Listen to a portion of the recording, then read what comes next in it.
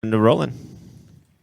On this week's episode of the Superhero Show, we'll find out if Lock and Key dodges a second season curse, if Courtney and Cindy can work together on Stargirl, and if Cassie and the boys and all of their friends can choose the best show of their era. All of that and more on the 400th episode of the Superhero Show. Whee! It's just me.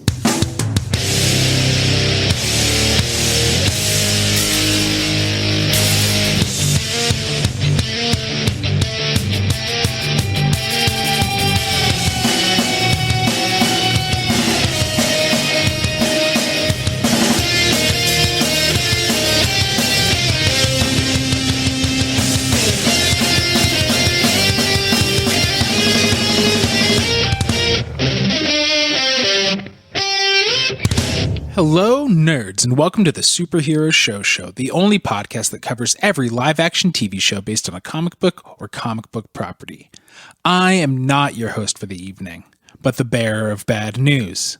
On this, the 400th episode of the Superhero Show, we've prepared a sumptuous feast for your ears, with guests from all across the show's history. So, of course, there were terrible audio issues for the first 20 or so minutes. Rather than force you to listen to that, we're diving into the pull list partway through.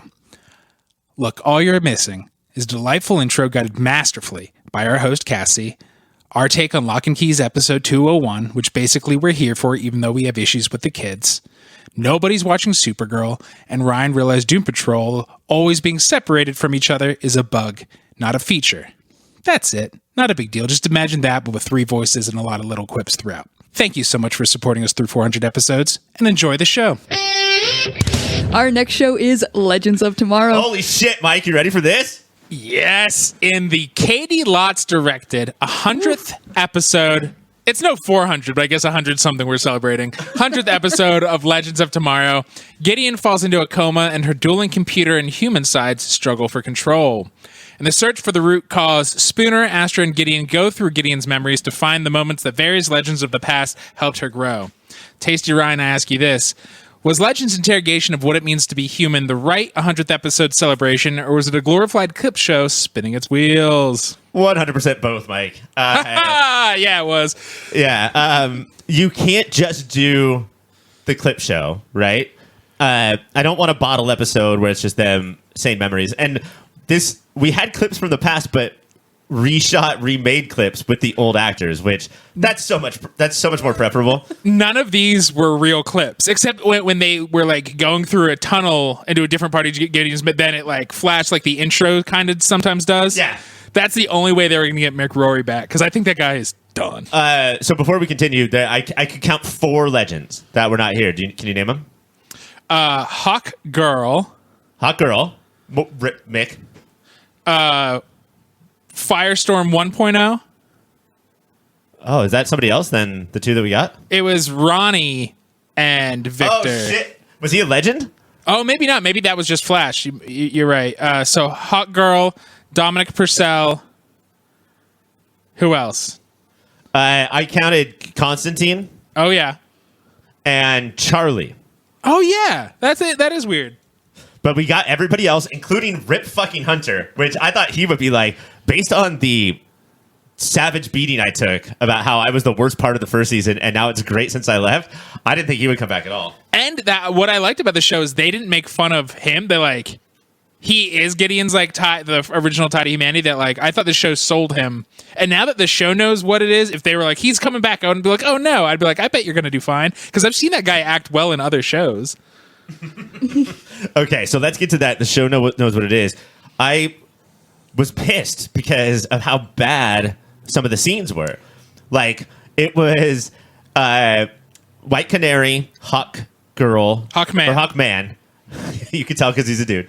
Captain Cold and Brandon Routh all arguing. And I was like, this is cheesy and bullshit. And I hate, oh my God, they're doing the first season its style in the 7th season. That means that when they look back in the past, it's also look back in our past to what the show used to be.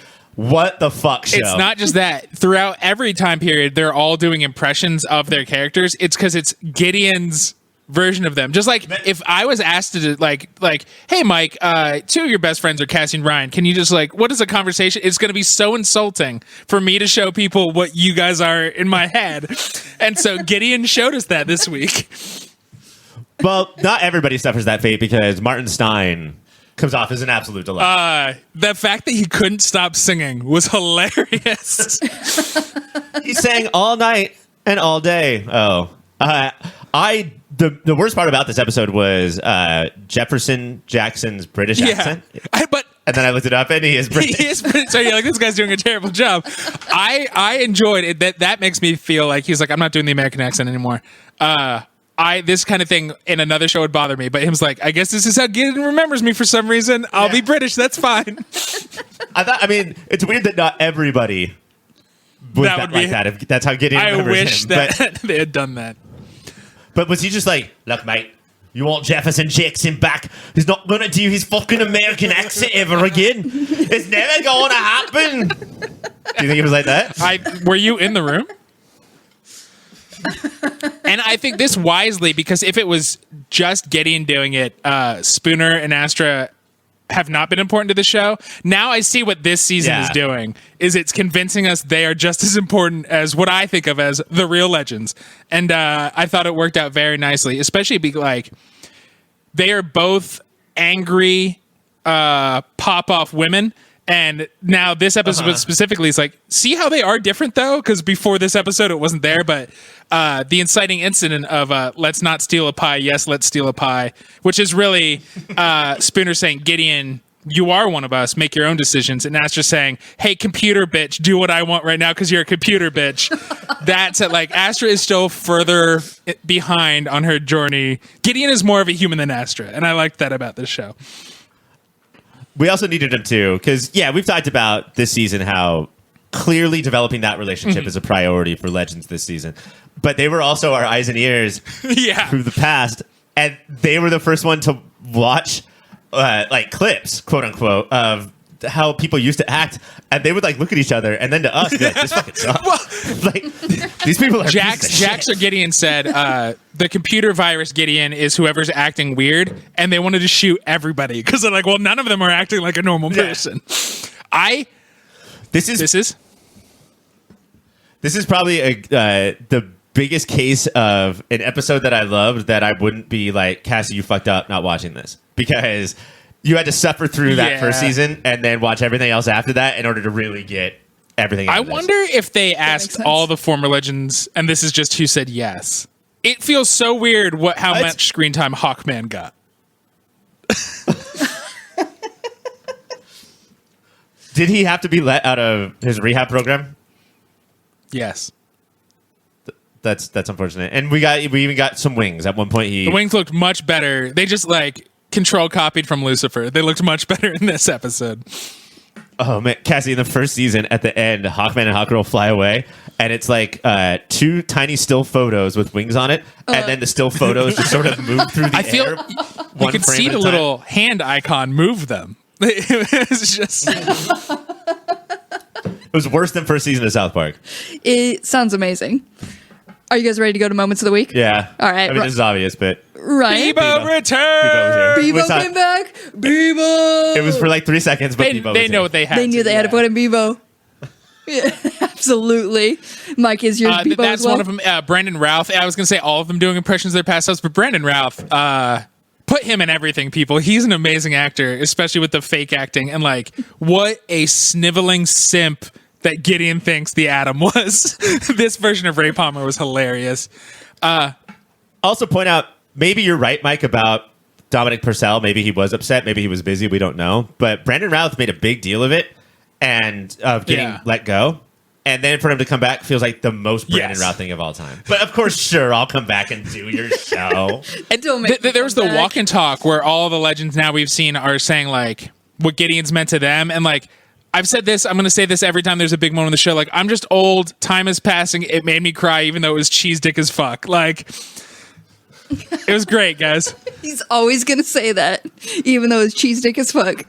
All right, Legends of Tomorrow is Tuesdays on the CW. Our next show is The Walking Dead World Beyond. On this week's episode of Walking Dead World Beyond, members of the group put a dangerous plan into motion, while others have serious reservations. Taste Buds, I ask you this. If there was a Walking Dead themed restaurant, how serious would you make your reservations? The most serious. I would put down money to make sure I'm there. I would call them every 5 minutes. You didn't get my table away, right? That they could confirm that I still. You still have my table? And is it the one by the window? I need to know immediately. It's the most serious thing. I mean, the window's cardboarded up. You can't say anything, but I still want to be by it. Yeah. In case a little spooky zombie comes by and grabs me, I want that experience. It's a status thing. And by the way, Cassie, you will be the first to die if you call them little spooky zombies. Little spooky zombies coming at us. Little spooky zombie. Listen, I'm not going to go down by a punk bitch zombie, okay? I need them to know that. The Walking Dead World Beyond is Sundays on the AMC. Our next show is Fear the Walking Dead.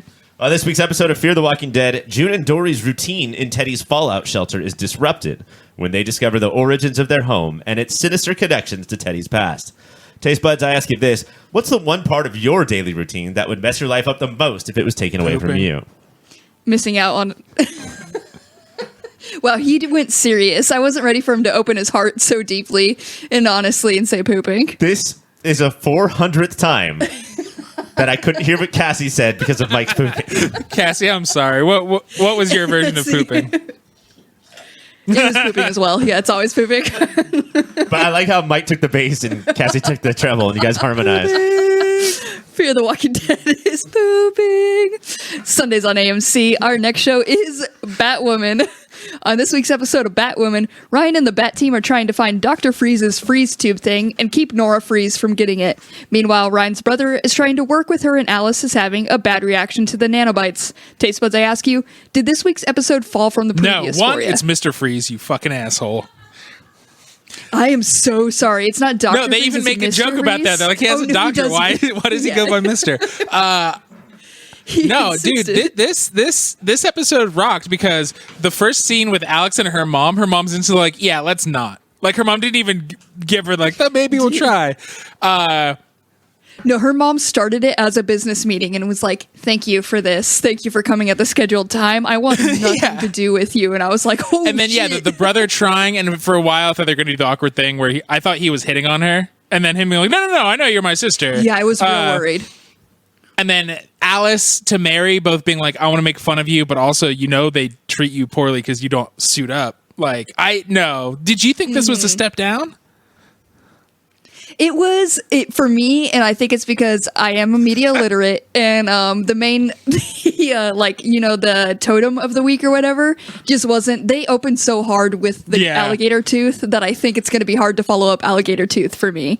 To have like a freeze tube thing, and the whole old lady thing was confusing to me. So like all the character stuff was good. It was that main thing, which I guess nobody really comes for. So that fell. Yeah, for I will me, say the difference with this one, they went deep into Bat lore. Because the old lady is Mr. Freeze, not Dr. Freeze's wife, who he froze when he was young. And she's saying she got out of the tube. Okay. And then all the 30 years she was in aged in like a day. And so she's like, I guess I'm going to die. So yeah, it was a lot more complicated and convoluted than the other trophies have been. And again, media literate. I'm not trying to think about and put in all the work here. I just want an alligator tooth turning a dude into a gator. I'm going to listen to this dialogue they said that explains what's going on. Fucks that. I don't think so. I did watch that old lady say, let me sit on this park bench and die, but she did think she was going to have like a month at that point. And I was like, I don't think so. I don't think that's how time's going to work for you. The biggest problem, too, is that she sat on the tooth of the park bench and became a park bench. Ryan, if only, okay? Then I'd be back in. But yeah, we didn't have Alice working with the team, which now I just want Alice always with the team. She was just like, she was on the bench for this one. Yeah, I like her in, but I also liked her. She's like, no, I feel sick. And she treated the nanobots how people are treating the vaccine. Like, I can feel it in me and it burns. So they're like, your vital's fine. And she's like, fine, I guess I'll fucking die then. And I'm like, yeah, girl, you go off. But yeah, how do you feel we talked a little bit about her brother. I don't remember. Maybe Max is his name. I'm not positive on his name at all. But how do you feel about, like, I feel like they're obviously going to team up and work together at some point. Like, I want to jump from mom's company to Wayne Corey, and I want the corner office. And I was like, I don't know if that's how real business works, guys. But I guess she also is the acting CEO of Zero. Yeah, so it's just, you can just say whatever you want. They're all faking it here. Yeah, I don't know. Like, they want. Now, do you know why they need him? Is now everybody on the show knows Ryan is Batwoman, and our shows are nothing if not tied to somebody has to be hurt when they find out. So now they will keep it from him. The Ella effect. Ella effect, yes. Ella Unenchanted. It's so important to have that. This week, I know I asked you last week about how you were feeling about Luke and Mary, like their little interest now. And this week to see them, because we had Sophie and Ryan hitting on each other a lot, and then also Luke and Mary, and seeing the two together, I was like, if we can have only one, I'm all for Sophie and Ryan. Like, I love them. No, I like Mary and Luke together. It gives both of them a little more something to do. And it complicated it because Mary was sitting on the fact that Luke is not field ready, and he kind of used their mutual crush. He's like, come on, what? Maybe now we don't make out because you told Ryan that I shouldn't be out in the field.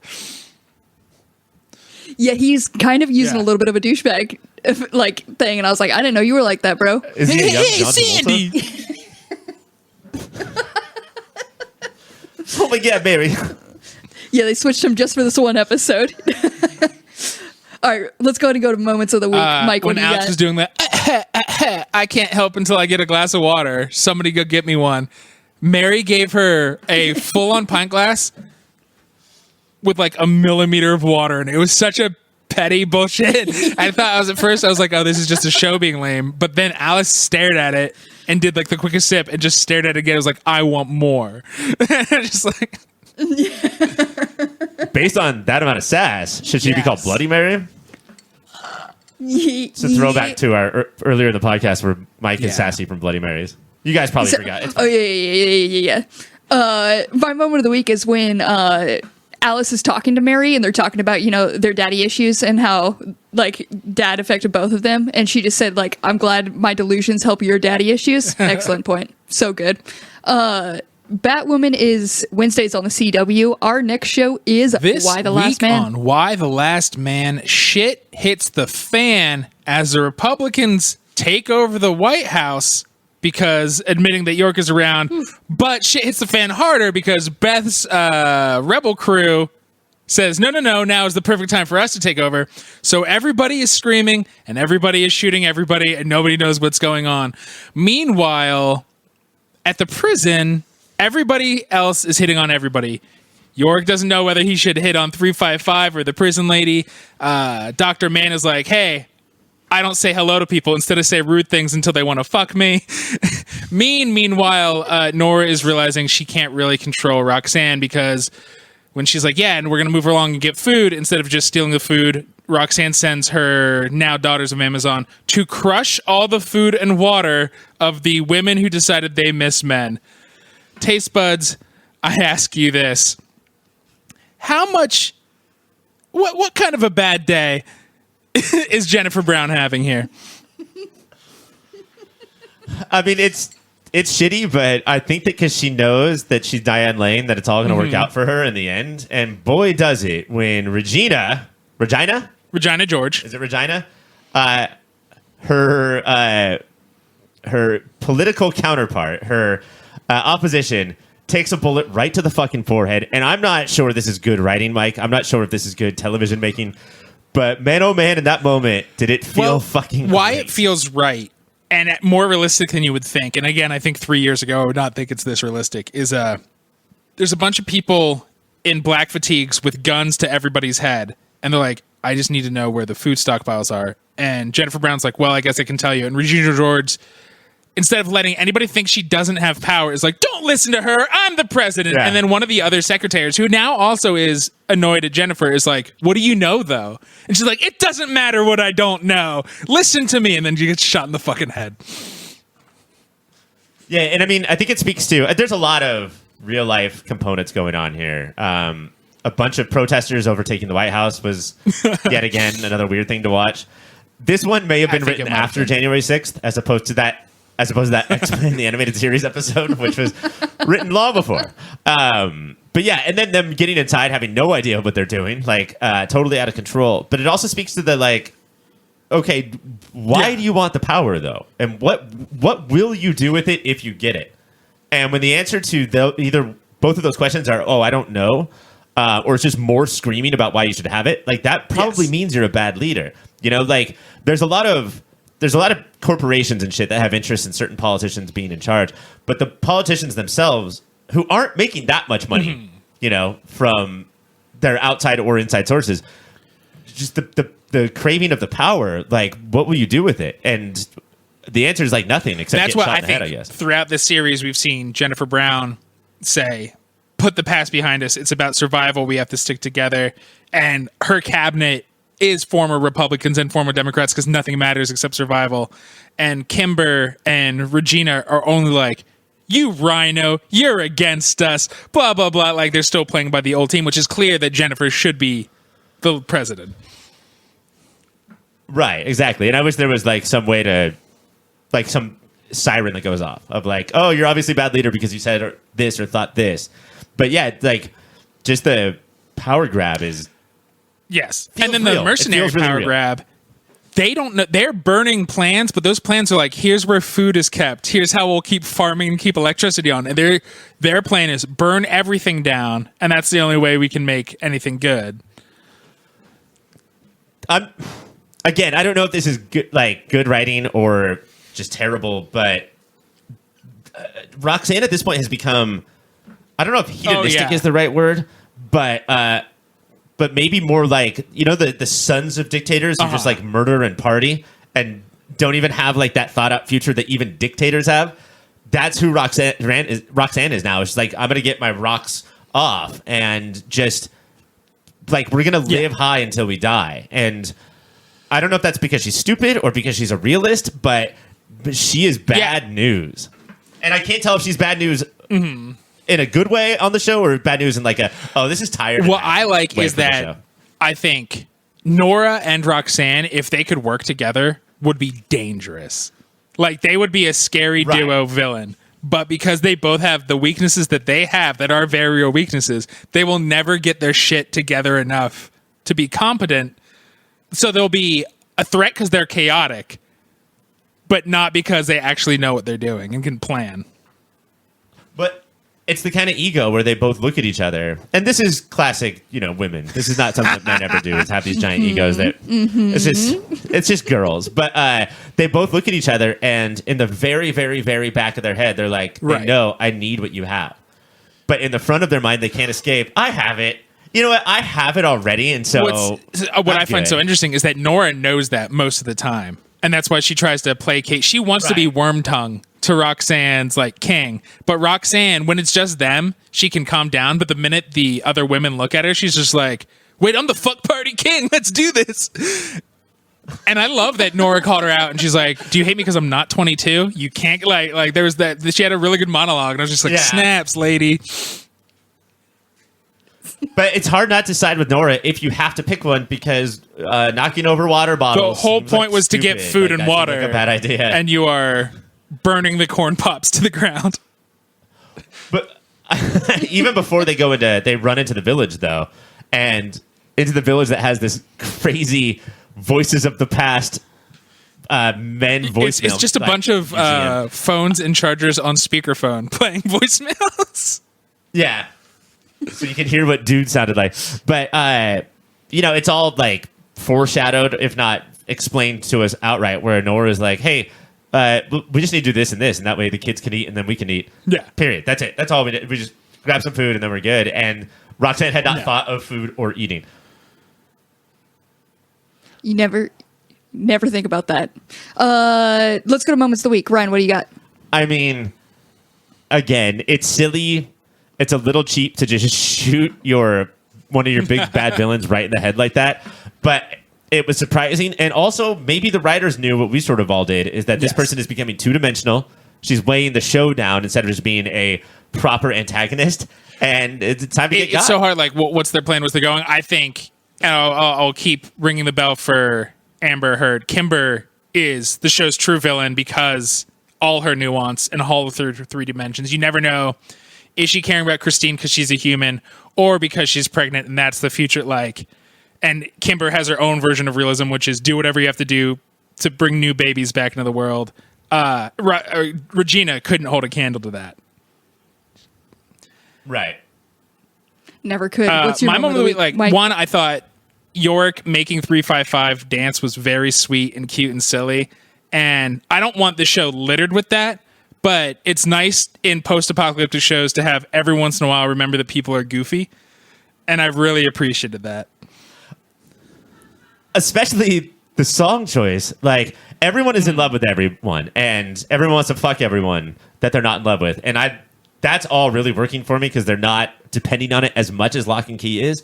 But the song that brings everybody together is stating without question that they do not want people like Yorick. Oh, he's a scrub. Yorick is a scrub, and there will be no scrubs. Like, that is what this Yorick. You know what he's the song hanging is out about. on the side of his best friend's ride.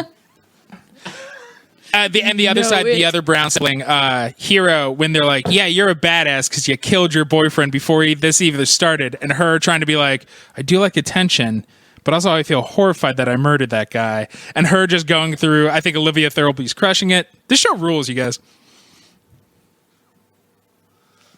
For one more week, it does. For one more week. All right. Why the Last Man is Mondays on Hulu. Our last show of the week is Stargirl. On this week's episode of Stargirl, everyone is preparing to go against Eclipso, and they are going to need all hands on deck. So Court and her fam are trying to get everyone back together. As Mike searches for Thunderbolt, Cindy bullies Yolinda into coming back, and Pat beats up Rick's uncle so he can get out of jail. Taste buds, I ask you, we have seen almost everyone submit to the darkness at this point, but ultimately, it's still a CW show, and Courtney needs to win. So is knowing this taken away any of the enjoyment for you? There are murdering children.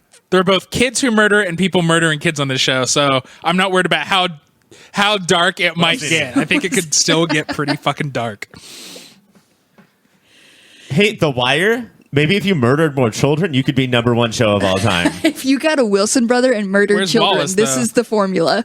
And it's also, again, going back to my Mean Girl thing, so much of this is Cindy, because we don't know how they're going to get the team back together. We don't know if they're going to do it in time. And Cindy going over to Yolanda's house and being like, you're so unnecessary, knowing that Yolanda's claws will come out and like that'll piss her off and she'll go straight to join the team again. Like, Cindy? Let's cut Ryan off so he doesn't get creepy. What he's saying, that is good description of interesting character work.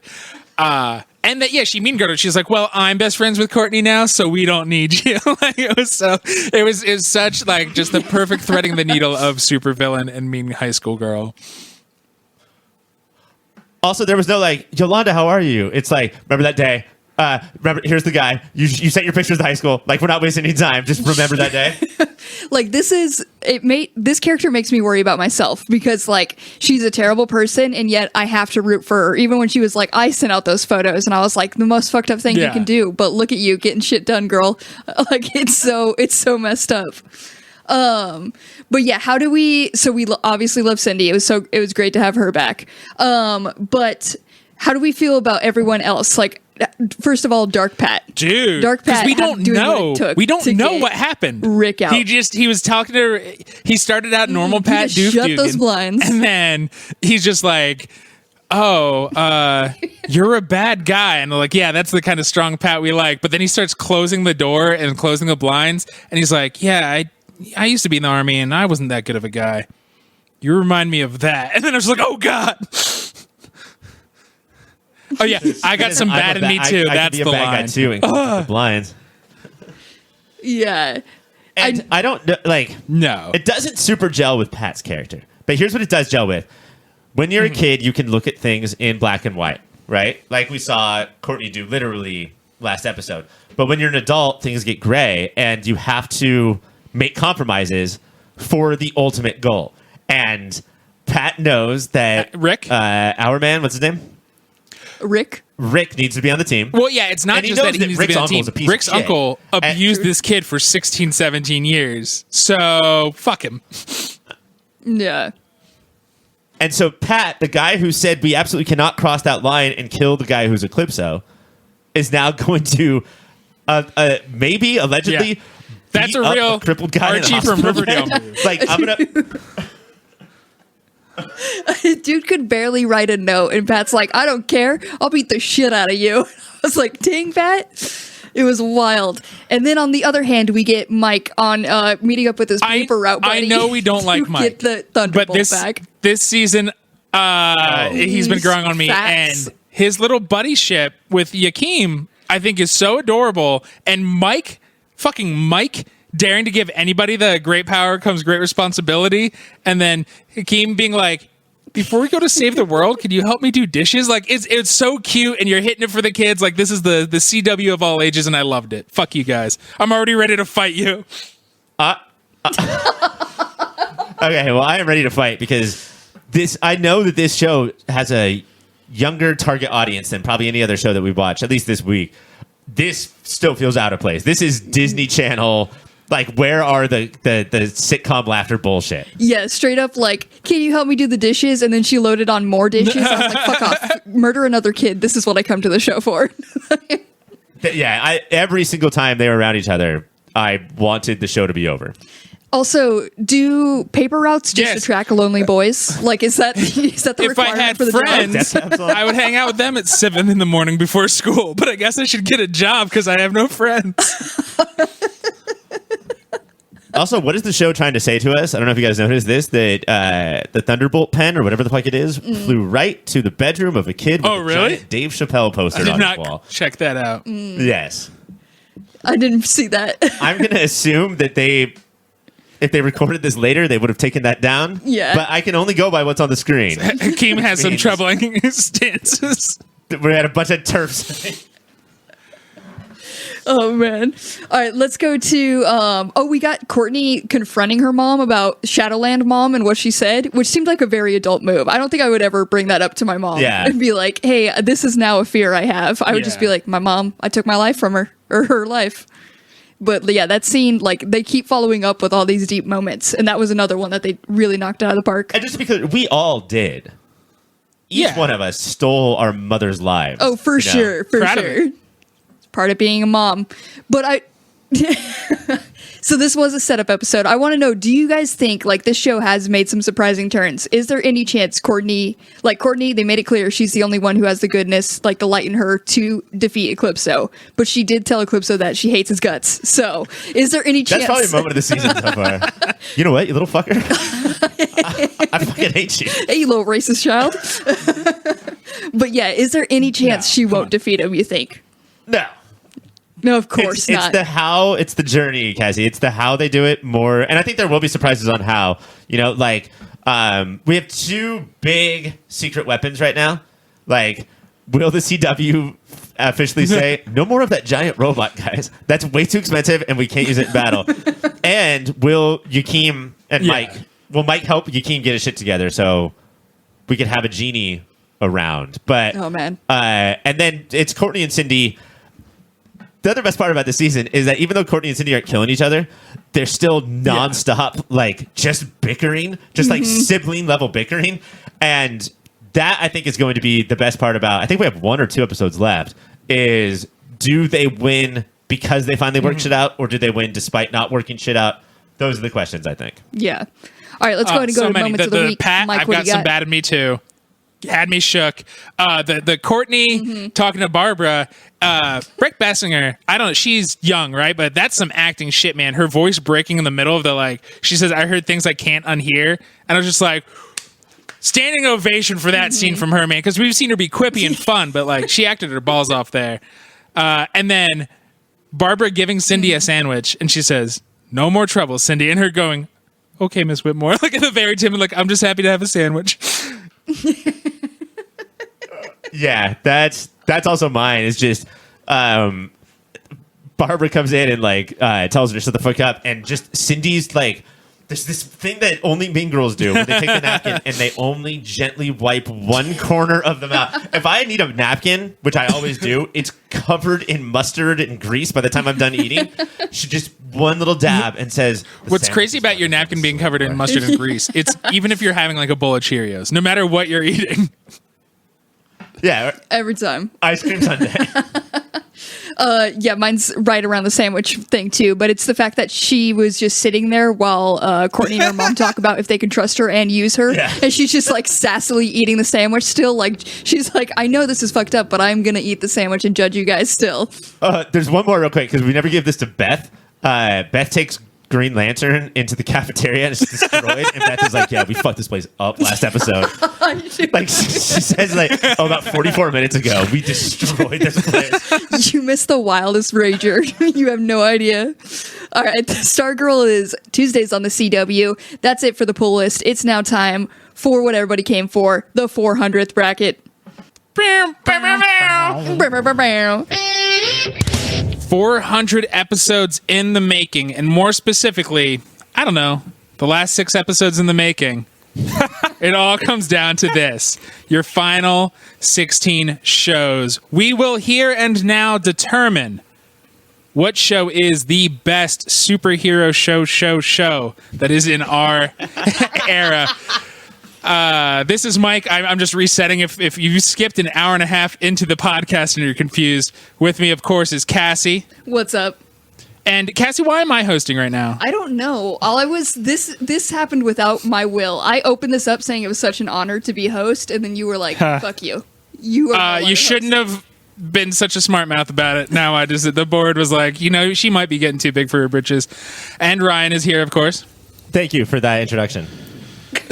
He's here, inarguable. We have brought friends past and future back. Some of these people, current enemies, will be friends by the end of this. I want to introduce everybody before we dive in. You've heard him only several times in our 400 episodes. He is now in front of the mic.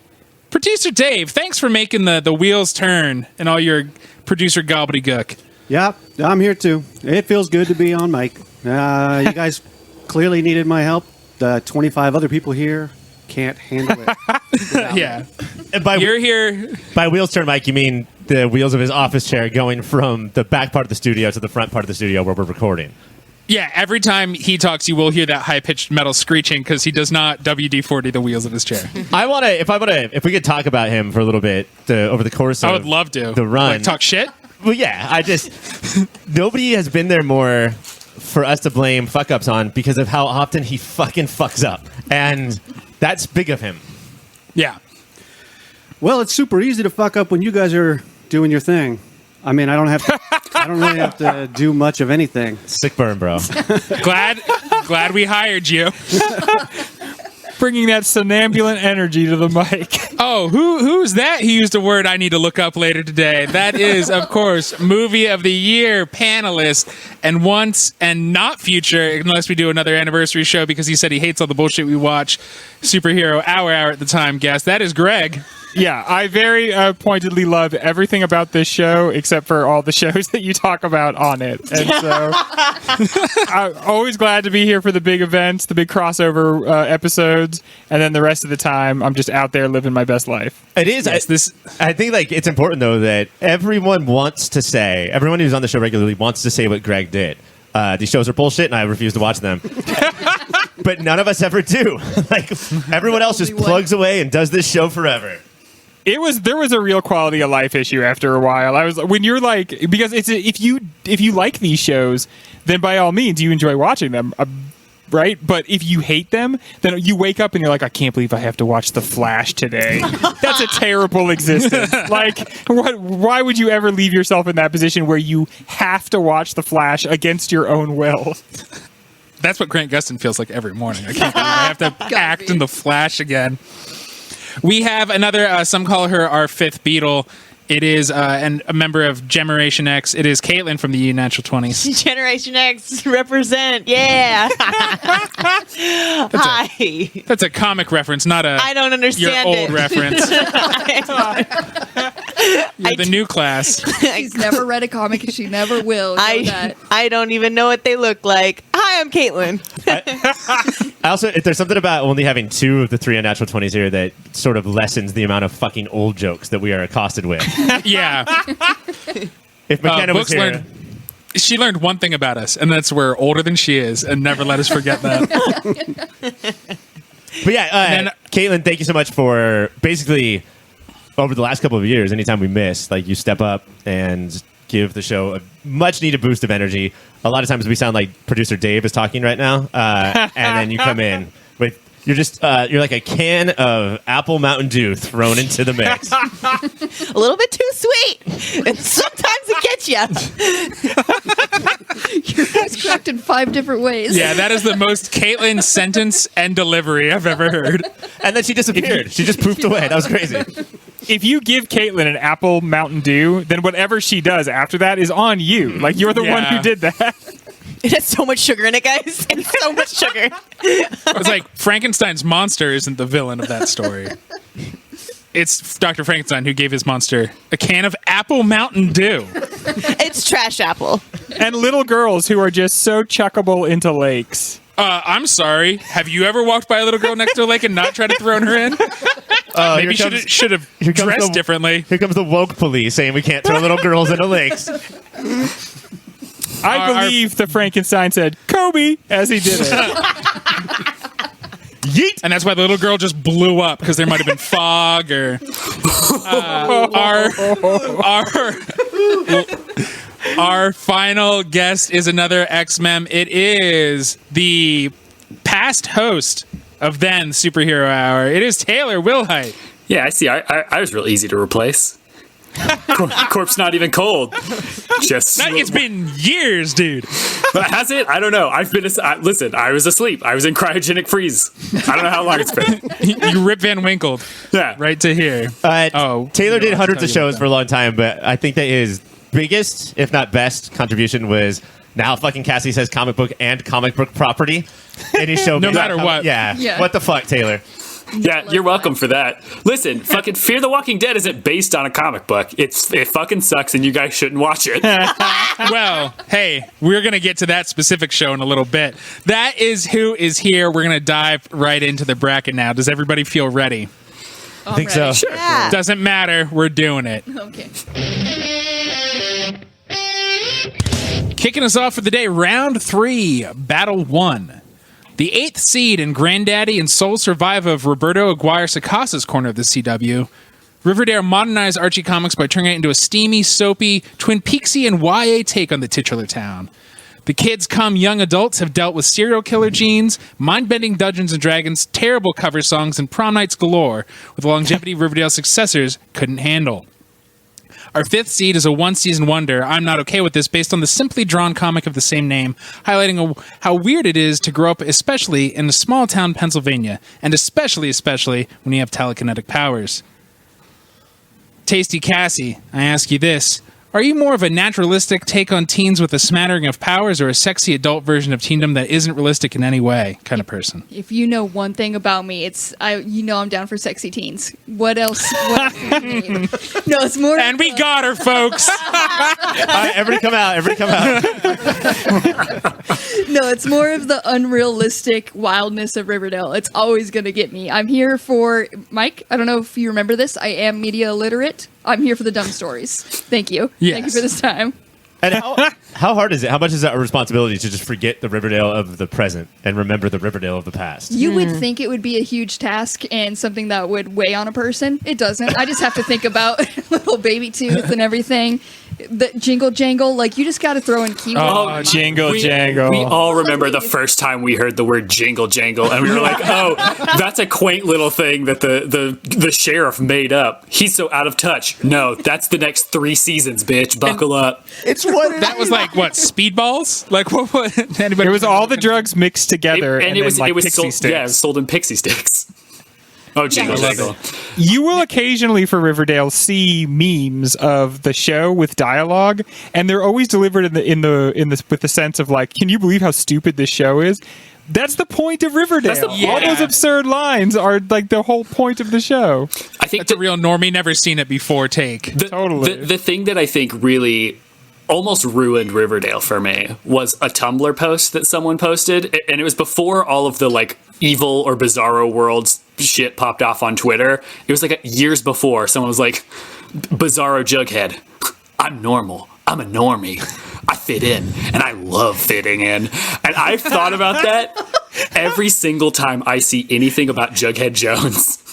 And I gotta say though that since I started taking anxiety medicine, that's what I say in the mirror every single day. I fit in. And But then you put on a little spiky beanie and eat a stack of 8 hamburgers together. I'll never forget. Taylor, have you kept up? You were the biggest fan back in the day. Have you kept up with Riverdale? I'll be honest, I haven't. I fell off at some point, but that's not to say that I fell out of love with the show. I am famously someone you fell off so as to keep stay in love with the show. Yes, yeah. I am famously someone who I will just, for no real reason, wander away from a show that I love right before it gets bad. Like I have a sixth sense. I jumped off of Game of Thrones right before it got bad. Taylor, having been friends with you for about 6 years, you also do that with relationships, because right before I had to go to rehab, you just stopped returning my calls. Yeah. So right before Mike got bad, you wandered away. I'm very empathetic, and so if someone's in pain, I have to cut them out of my life. Yeah, listen, I'm here for a good time, not a long time. And rehab, not a good time. Not a good time. Not a good time. No. Very long time, though. I do think the Cherylification of the entire show hurt it. She did so well delivering her kind of lines, and other than they did well with convoluted early on. It's not just the increasingly convoluted plot. It's what if everybody talked like Cheryl? That sucks, guys. Yeah. Cheryl should talk like Cheryl. Everybody else needs to do their own thing. That's what makes Cheryl fun, is that Cheryl talks like Cheryl does. And everyone else talks like sort of a normal person or like a dumb person who's like a little maybe dog. Cheryl... An Encino man. Maybe Cheryl becomes a Hawkeye-style vigilante who runs a girl gang. Maybe that happens, too. Nobody shoots bows and arrows like Cheryl does, and also nobody is the world's premier art forgerist like Cheryl does. She's basically a Lady Gaston. Yeah. Yes. She's definitely Lady Gaston. She's always after that librarian. No one hangs out with the boy-style doll of their dead brother like Cheryl does. or their dead brother. Or their dead brother. I think the biggest bummer about how they've treated Cheryl is that she has been the villain to one of the group so many times, and the show's never doing it winkingly. The show every time is what if she was evil, right, guys? No, that's how it started. You can't act like this is the first time she's been evil. Just let her be part of the group. I am not okay with this. Is one of the best shows I think we've ever covered on our show. And not just because I'm also from small town Pennsylvania, and for once, we've been shown on the little screen. Not the little screen. The 2 kids from It who can actually act proved they do even better when they have a good writer. And I'm so sad it was gone away. Somebody else say something about it. I'm not okay with this. Katelynn? I honestly was super surprised. I thought it was going to be too spooky for me. I wasn't going to like it. No, I fucking love this show. I couldn't stop watching it, and I was so devastated when they took it away from us. I feel like if it would have had more seasons, we would have gotten so much more, because the first season was truly just a builder, and we just got the tip of what the powers that I forget the main character's name. What her powers like most are. high school kids, they're playing just the tip.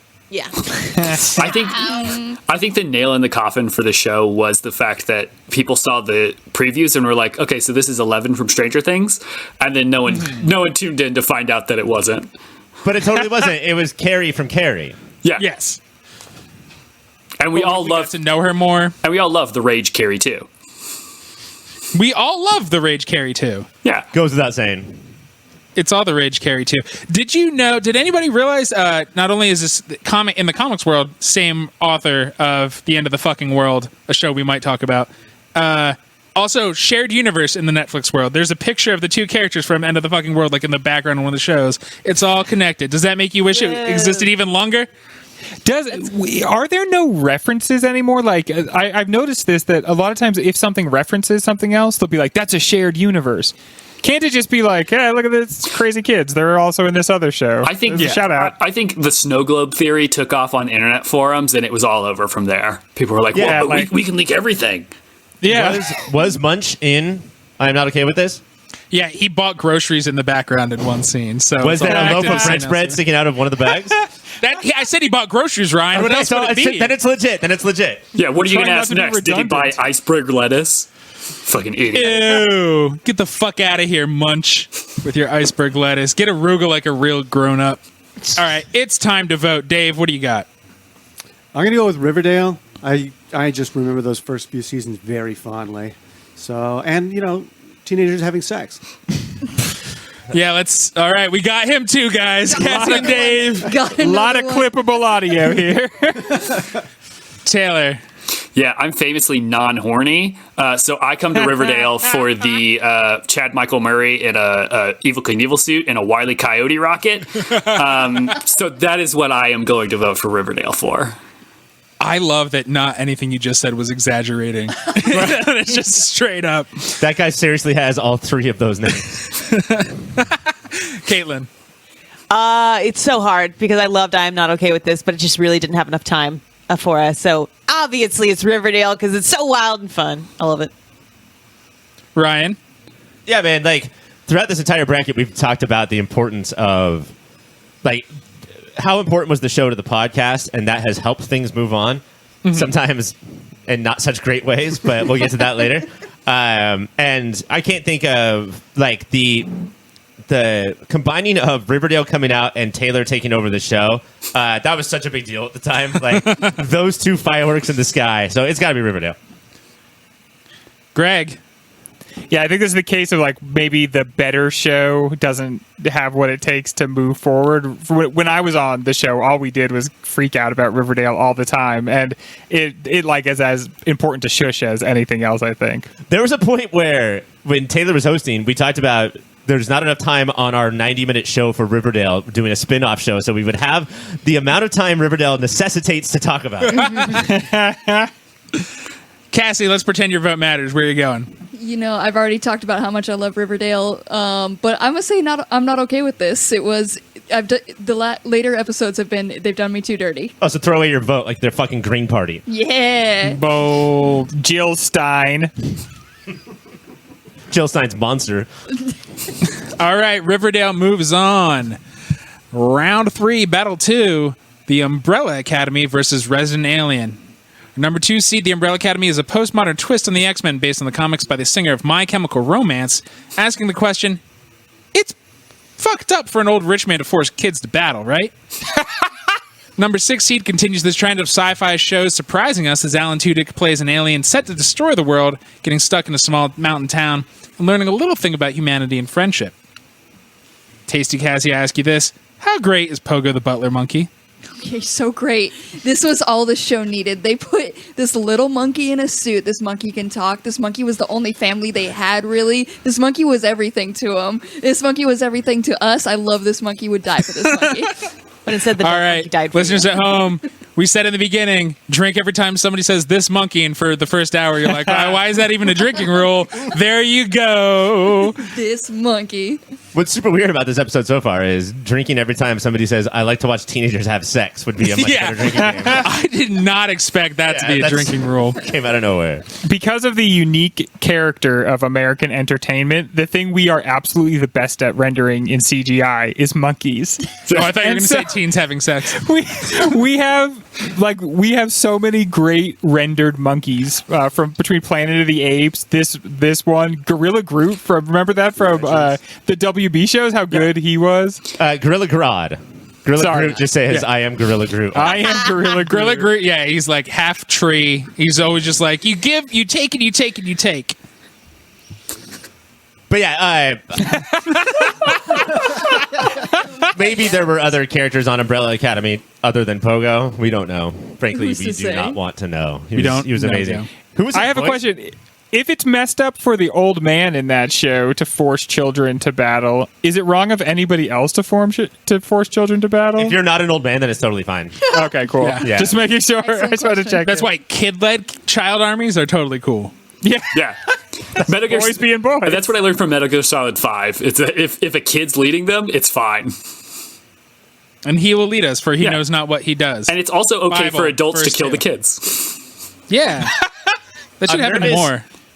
to Mike and Cassie, I'm nervous that Resident Alien is like one of our newest shows in the bracket. Yeah. And like all these old fools who haven't been on the show in a while, like, did they totally miss this show? And are we Yeah. fucked? Yeah, Okay. I thought you made this up. Alan Tudyk he plays a monstrous alien who kills a small town doctor, and now he's the town's only doctor. Just go on that. It's great. It's like Northern Exposure if we're going to keep our references super hot and spicy. It's like John from Cincinnati. It sounds like Zoidberg is actually just the doctor for this small town. Yes, now okay. Zoidberg is doctor. So you're telling Exactly. me you're telling me Danger Boat is here and he is a fucking doctor? Yes. And also, an Mr. alien? Nobody. Yeah, Alan Tudyk might be on more of the shows Yes. of this podcast than like any other actor. That's the award he's gunning for. The fact that he wasn't on Umbrella Academy, honestly, is like one of the worst parts about Umbrella Academy. The Imagine show's how not good over he would have yet. been on that show. Yeah, he's going to be on that show at some point, right? He rendered Pogo. He also He was the Render onto Pogo. What is Pogo? he was Pogo's Andy Serkis. Catch me being a weird little chimp. And put it on the screen. in this day and age of like everybody trying to out Spielberg with like the post Stranger Things thing, I think Resident Alien, these two little kids are incredibly watchable and should be talked about more often. Especially Samara. Max is fine. Yeah, Max is all right. Max is good because Alan Tudyk is amazing. Yeah. Samara is legit good by herself. That kid who plays Max is, quite frankly, a fucking terrible actor. He's what we in the biz call a Costello. You know Abbott was carrying that duo. We're really keeping him fresh. Keeping all the references fresh today.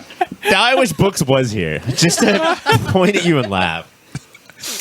All right, it is time for us to vote. Greg, what do you got?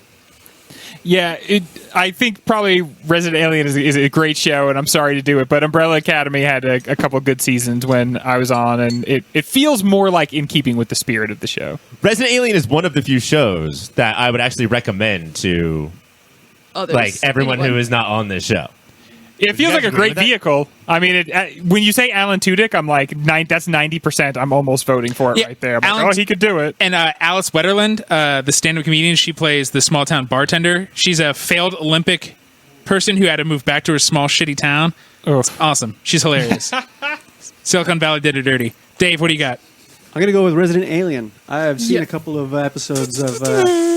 I've seen a couple of seasons of The Umbrella Academy, and the first season was good, but the second season kind of was a little lacking, Disagree? especially at near the end of the second season. And this Resident Alien sounds like it's going to be pretty good. See, yeah, I've heard that a lot recently, and I thought Umbrella Academy season 2 was way better. Oh, yeah. I Agreed. agree. For sure. I like Taylor's How much one word. Pogo was there? There was There was less it. Pogo. There was There was baby a baby Pogo. Pogo. Yeah. Yeah. I would like to double my vote. No tuxedo, No tuxedo. but more murderer. If he was in a goddamn baby monkey tuxedo, Mike, what would we have done? Come on. Taylor, where are we going? I'm going Umbrella Academy. Umbrella Academy is one of the few shows that I've ever watched for this show that I could expose to my girlfriend, and she's like, "Let's keep watching this." You're Which going to expose to your girlfriend? I thought you would have already done that by now. no, I'm very chaste. Well, I'm famously non-horny. I've established that. Yeah. It's my new character. So I'm going Umbrella Academy. Caitlin. Okay, so I've heard a lot of great things about Resident Alien. I've walked in while Cassie was watching it multiple times, and it looks really Did she fun. like hide her computer? I'm I'm doing porn. Looking for coupons. I taped up a little picture of Pogo so it looked like I was watching some show. Oh, so much grosser, Cassie. And then I walk by and I'm like, normal Cassie, staring at Pogo. I love walking past people and just being like, oh, normal them. That's just classic them. Classic Cassie. No, I think I'm gonna go Resident Alien. I love Umbrella Academy, but Resident Alien is one of those that I want to start because I've just seen so many good things about it, and you guys talk so highly of it. So I'm going Resident Alien. I love this. We are neck and neck. Ryan, where are you going? I'm going to go with Umbrella Academy is really good. And I see what Taylor's saying, where it's got the production value and the lack of cheese where you could say to a normal person, would you like to watch this show with me? Which that's rarefied air in this bracket. I understand. But no, Resident Alien has such a better control on their show. Like that first season was tight, and Umbrella Academy I think is way too often. Let's put all the ideas in the blender and oh shit, we left the lid off the blender. Yeah, it feels like when they do good, it was accidental. Almost. That's much more harsh than what I was saying. But yeah. All right, Cassie, where are we going? Resident Alien all the way. That is it. Resident Alien, your number 6 seed, knocks out your number 2 seed of the entire bracket. We're going to take a quick break, and when we come back, more battles. Round 3, Battle 2, Winona Earp versus Fear the Walking Dead. Two shows that are surprisingly good while taking on the Western in different ways. Your number 9 seed started weak, but then gelled around a ragtag group of misfits that aren't just concerned with killing monsters and wrestling with family legacy, but acceptance in every way while taking the mantle of the modern Buffy the Vampire Slayer. Number 5 seed asked the question, what if The Walking Dead could be a Western and actually entertaining? Tasty Taylor, I ask you this. What show better interrogates what it means to be a person? What the fuck is happening?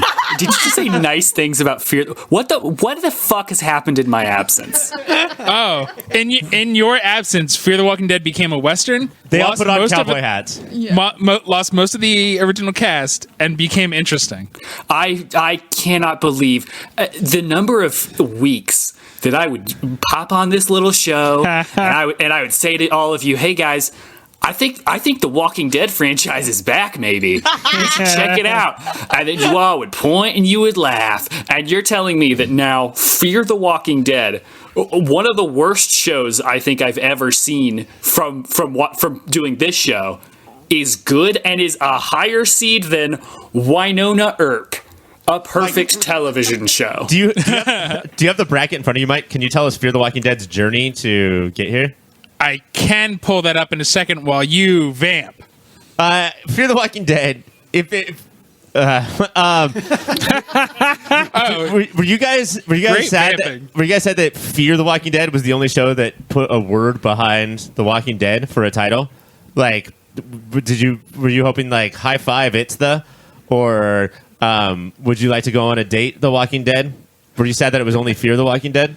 I would like to see them dabble in other genres. I think that might be interesting if in that same universe they did have like a dating show or like a courtroom drama. Your Honor. Courtroom drama. I would like it. Well, that may be coming in the at the end of The Walking Dead, right? Because the end of the comic sort of dipped into it, just sort of became a courtroom drama at the very end. Your Honor, I am here to prove that just because he's a zombie does not mean he's a mindless I'm not one of these big city zombies. I shamble around the countryside. It was good enough for my granddaddy, and it's good enough for me. I'm sorry, I didn't anticipate that the zombies would be the lawyers, and now that you put that in my brain, I want this show. Played by Phil Hartman. To get here, Fear the Walking Dead first took out Daybreak. Okay, yeah, of course. for sure. And then A great sequel to Night. and then took out Constantine. Cool. Okay. And No now comment.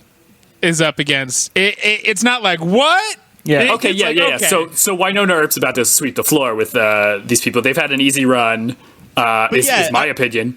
I just want everyone to keep in mind that when something is in the Sweet 16, like Fear the Walking Dead is, there are shows that are way, way worse. And like Fear the Walking Dead didn't have to go up against like a truly atrocious show like The Walking Dead. It just They keep reeling me in, and then they punch me right in the face.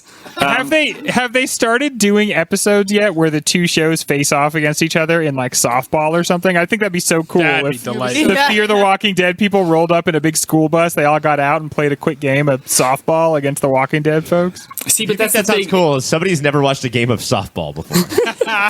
Well, I was gonna say, if you think that's cool, that's basically like half the episodes of Winona Earp are just like, Yes.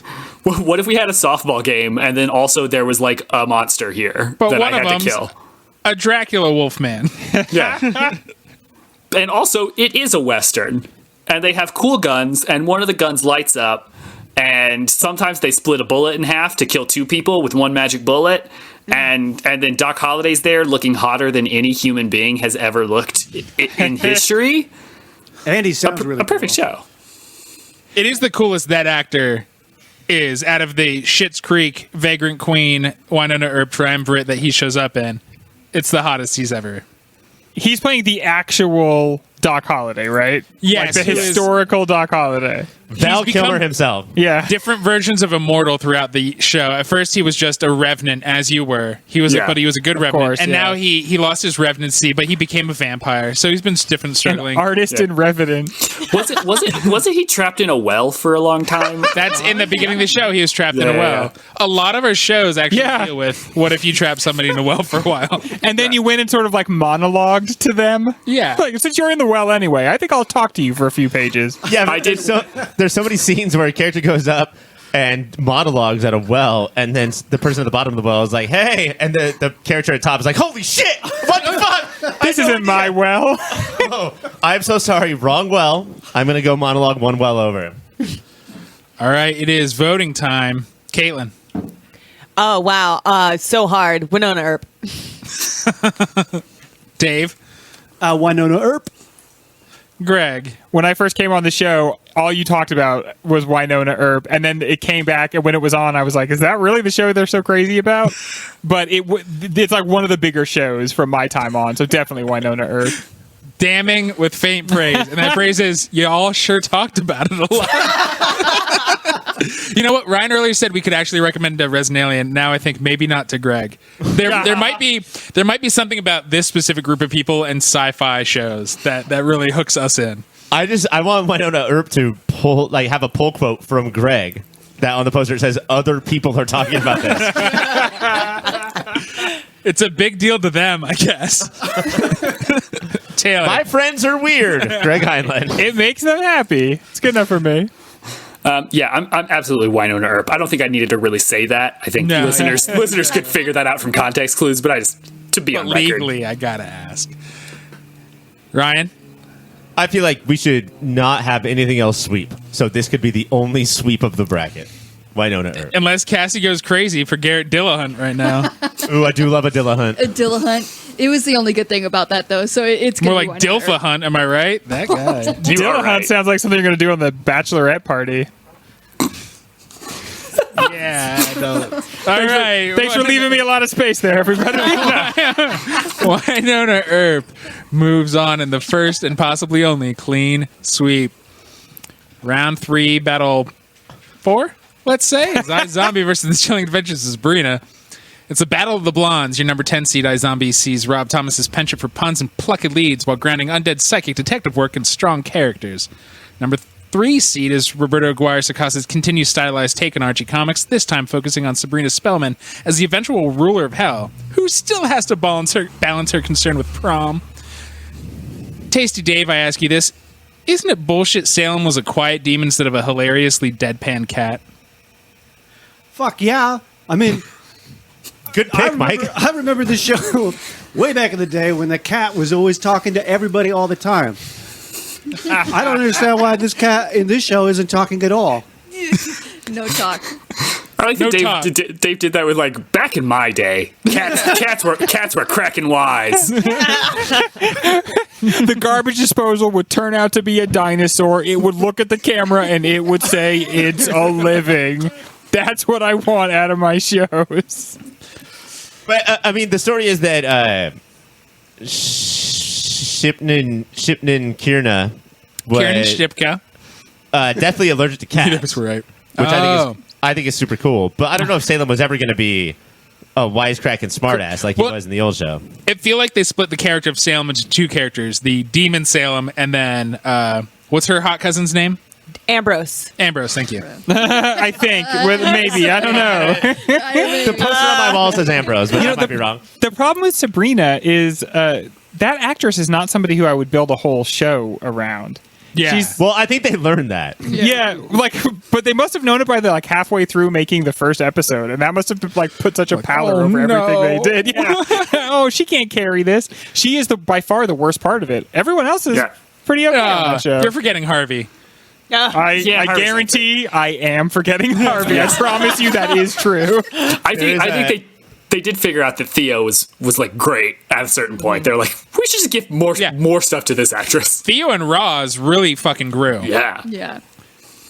And what if it was just like Sabrina's human friends, and like we just let Well, Sabrina go away? Her human friends, and then also the friends at the witch school. A lot of them are really good as well. There's what's her name? It's not Primrose, or maybe it's Yeah, that sounds about right. Probably. yeah. Wasn't there somebody- Oh, the gal who's going to be Agatha in and- Uncharted? Yes, Hell yeah. that girl.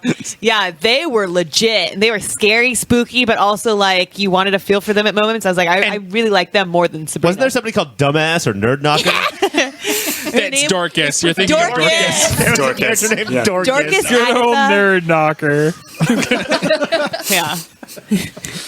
And the witch school witches are Wait, which in are under Ryan's umbrella of Mean Girls I'm in Love with. Yes, for sure. And by me, I mean Ryan. I'm not. I'm a normal human. We're the same.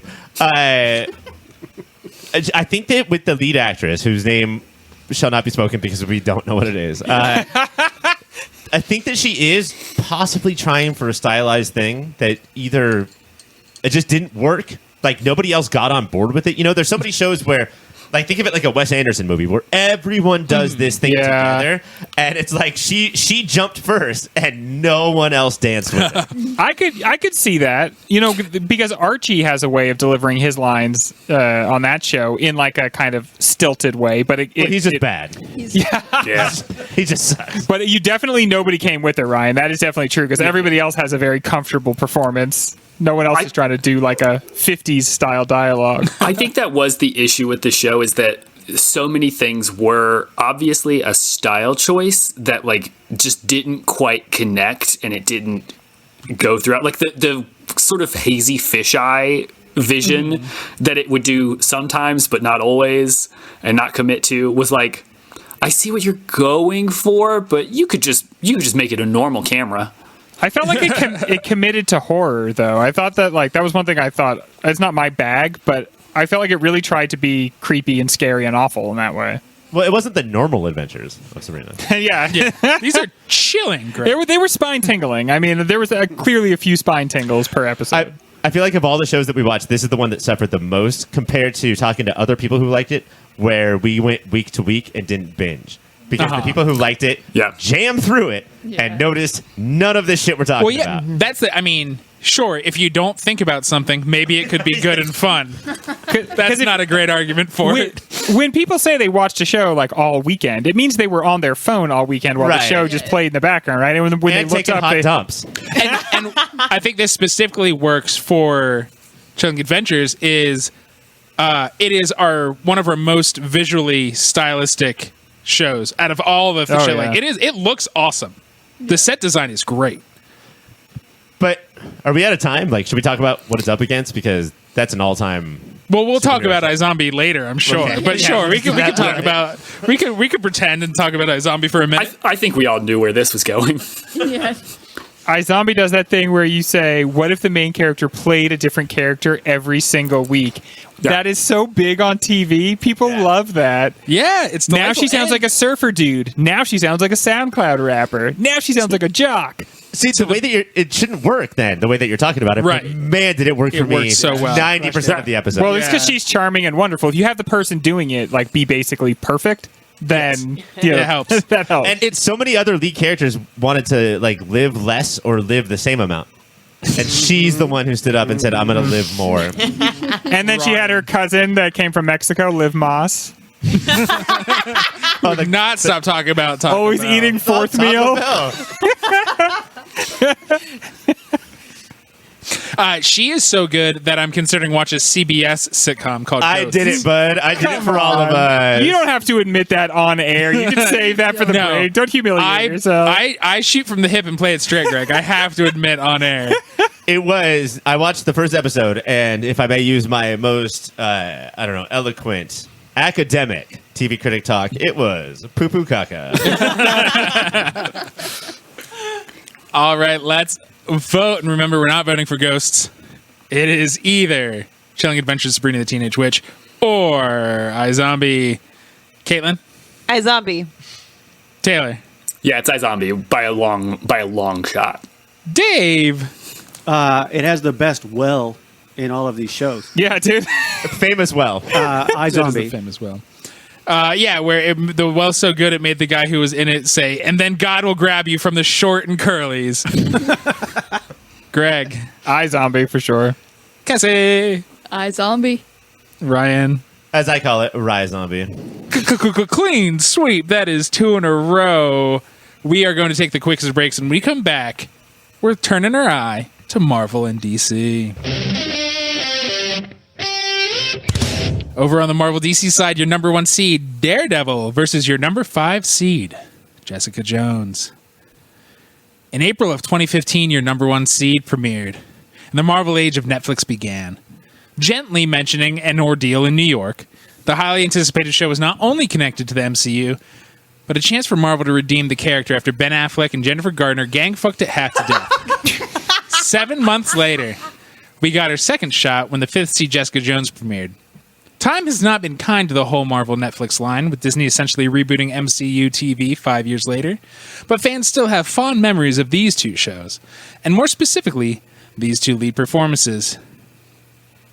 Tasty Greg, let's start there. Would you call yourself more of a Cox man or a Ritter critter?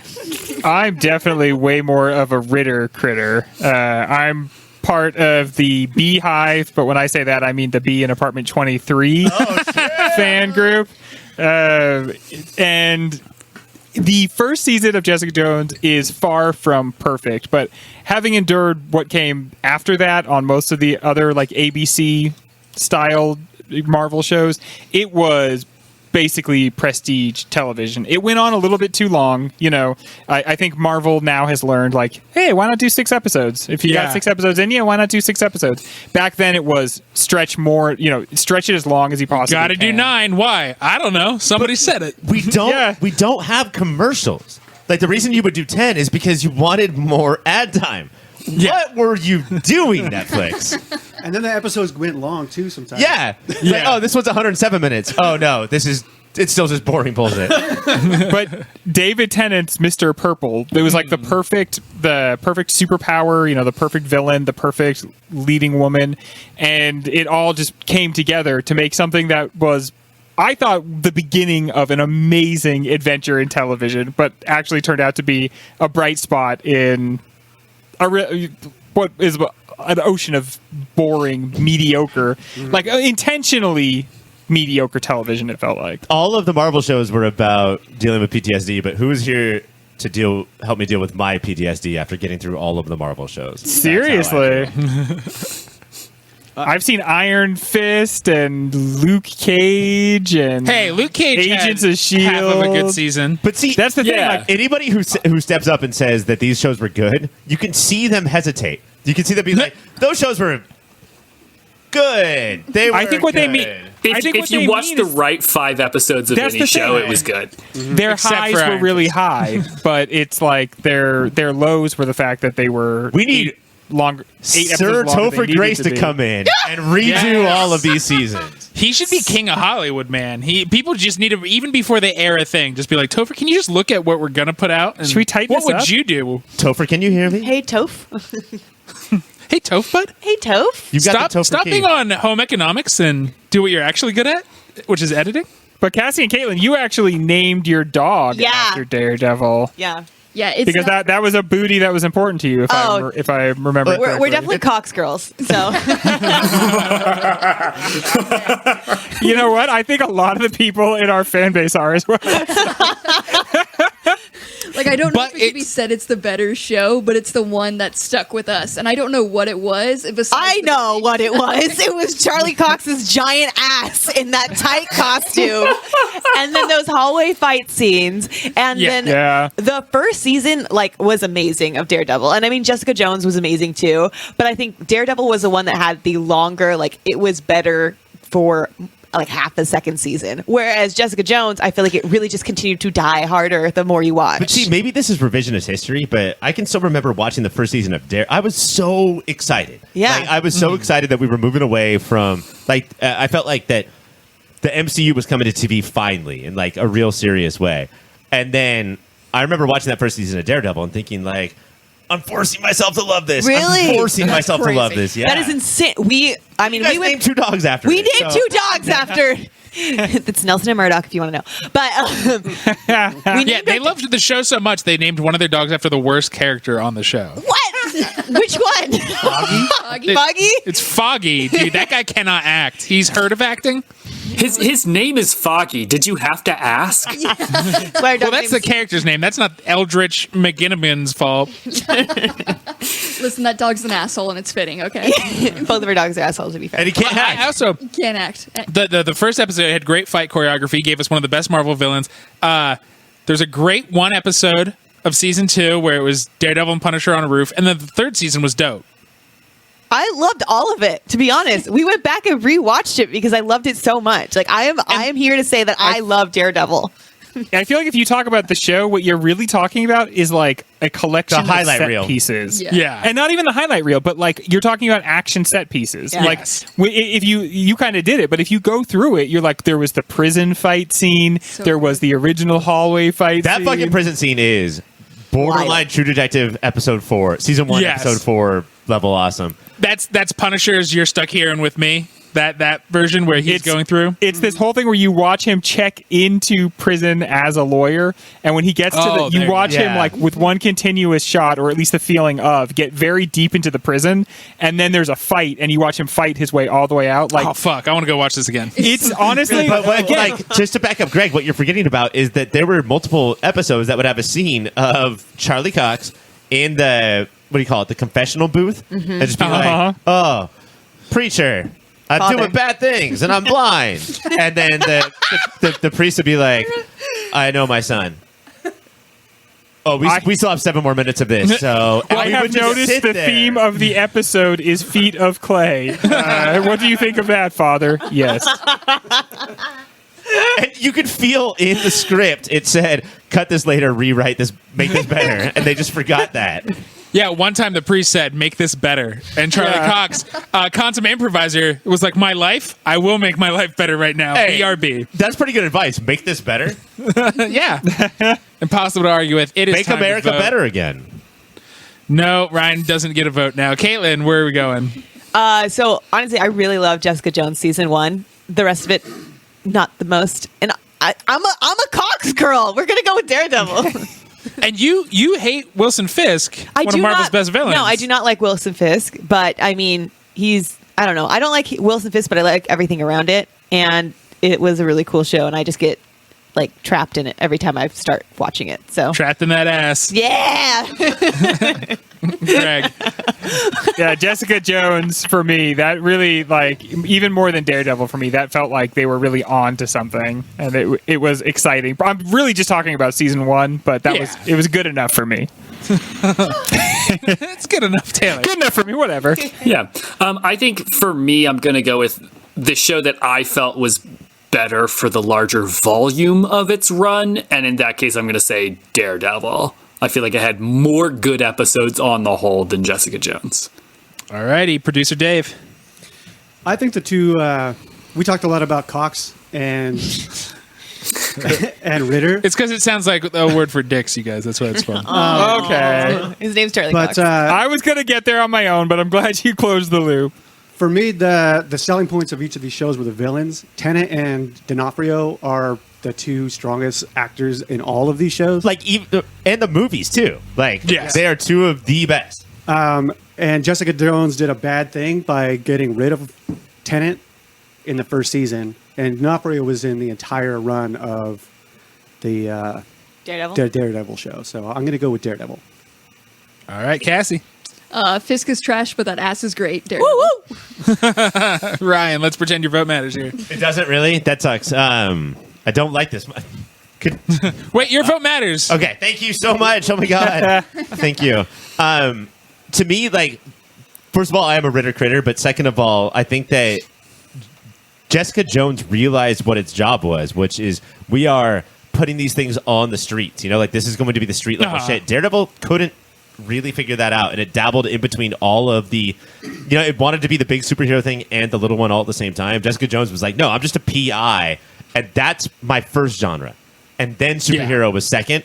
and that the first season is the best Netflix season, and the second season is not as bad as everybody talks about.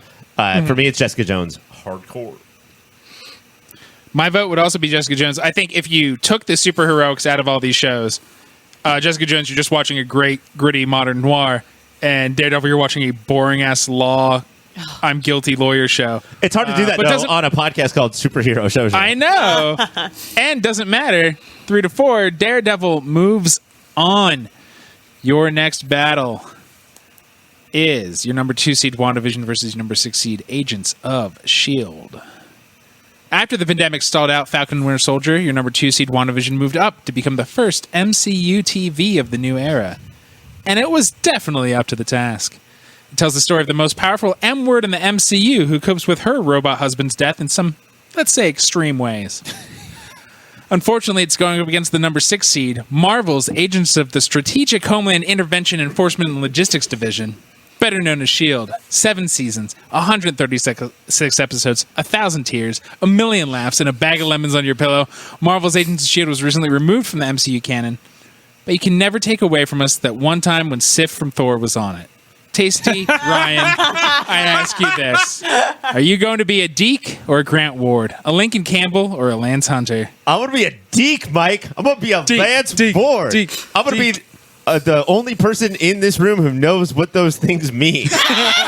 And I'm going to fight my ass off for Agents of S.H.I.E.L.D. WandaVision, sure, was fine. Competent? Yes. Watched by literally everyone?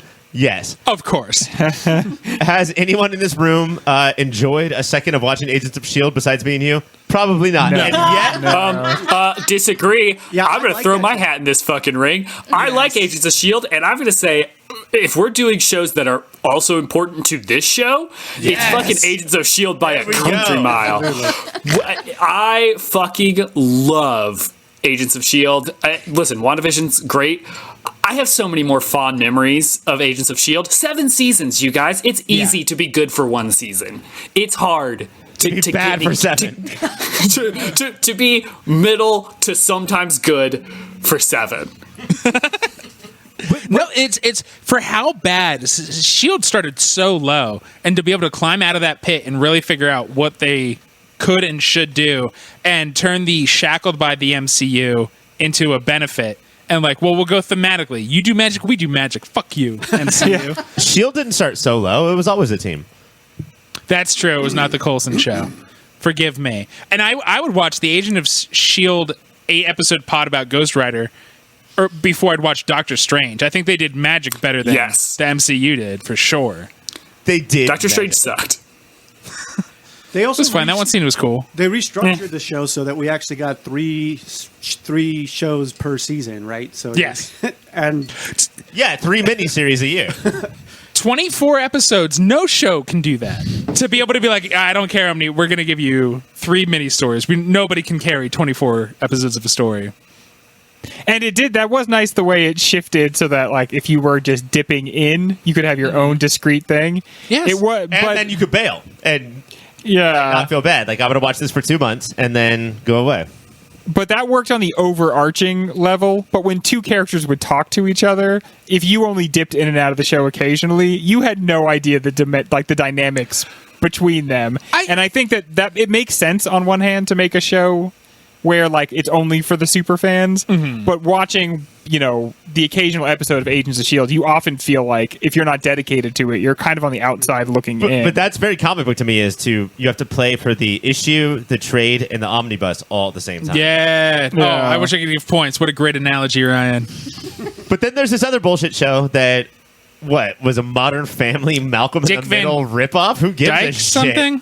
Who gives a shit? It saved all of the Marvel TV shows. Like everybody was so down on them until this came back up. This is What do you mean until this? It was the first one. Yeah, this was Well, it it's started because of it. after Marvel Netflix, everyone was down. Down on it. yeah. We got over on the Disney side. Michael. Oh shit! I'm sorry. I didn't mean Wow. I didn't mean to be Media mad, mother. fucking illiterate. Damn it. using his government ID name. I know. And it's not. It shouldn't count too much. It doesn't mean that one show is better than the other one because it's not like it wasn't up to the show. But actually getting to use the characters, actually getting to engage with the same sort of content that you saw from the movies, really did make Scarlet Witch so much better. Great. Or WandaVision so much Sif better. and Colby Smulders showed up on S.H.I.E.L.D. a couple times. Famous character that the movies have kept using, Colby Smulders.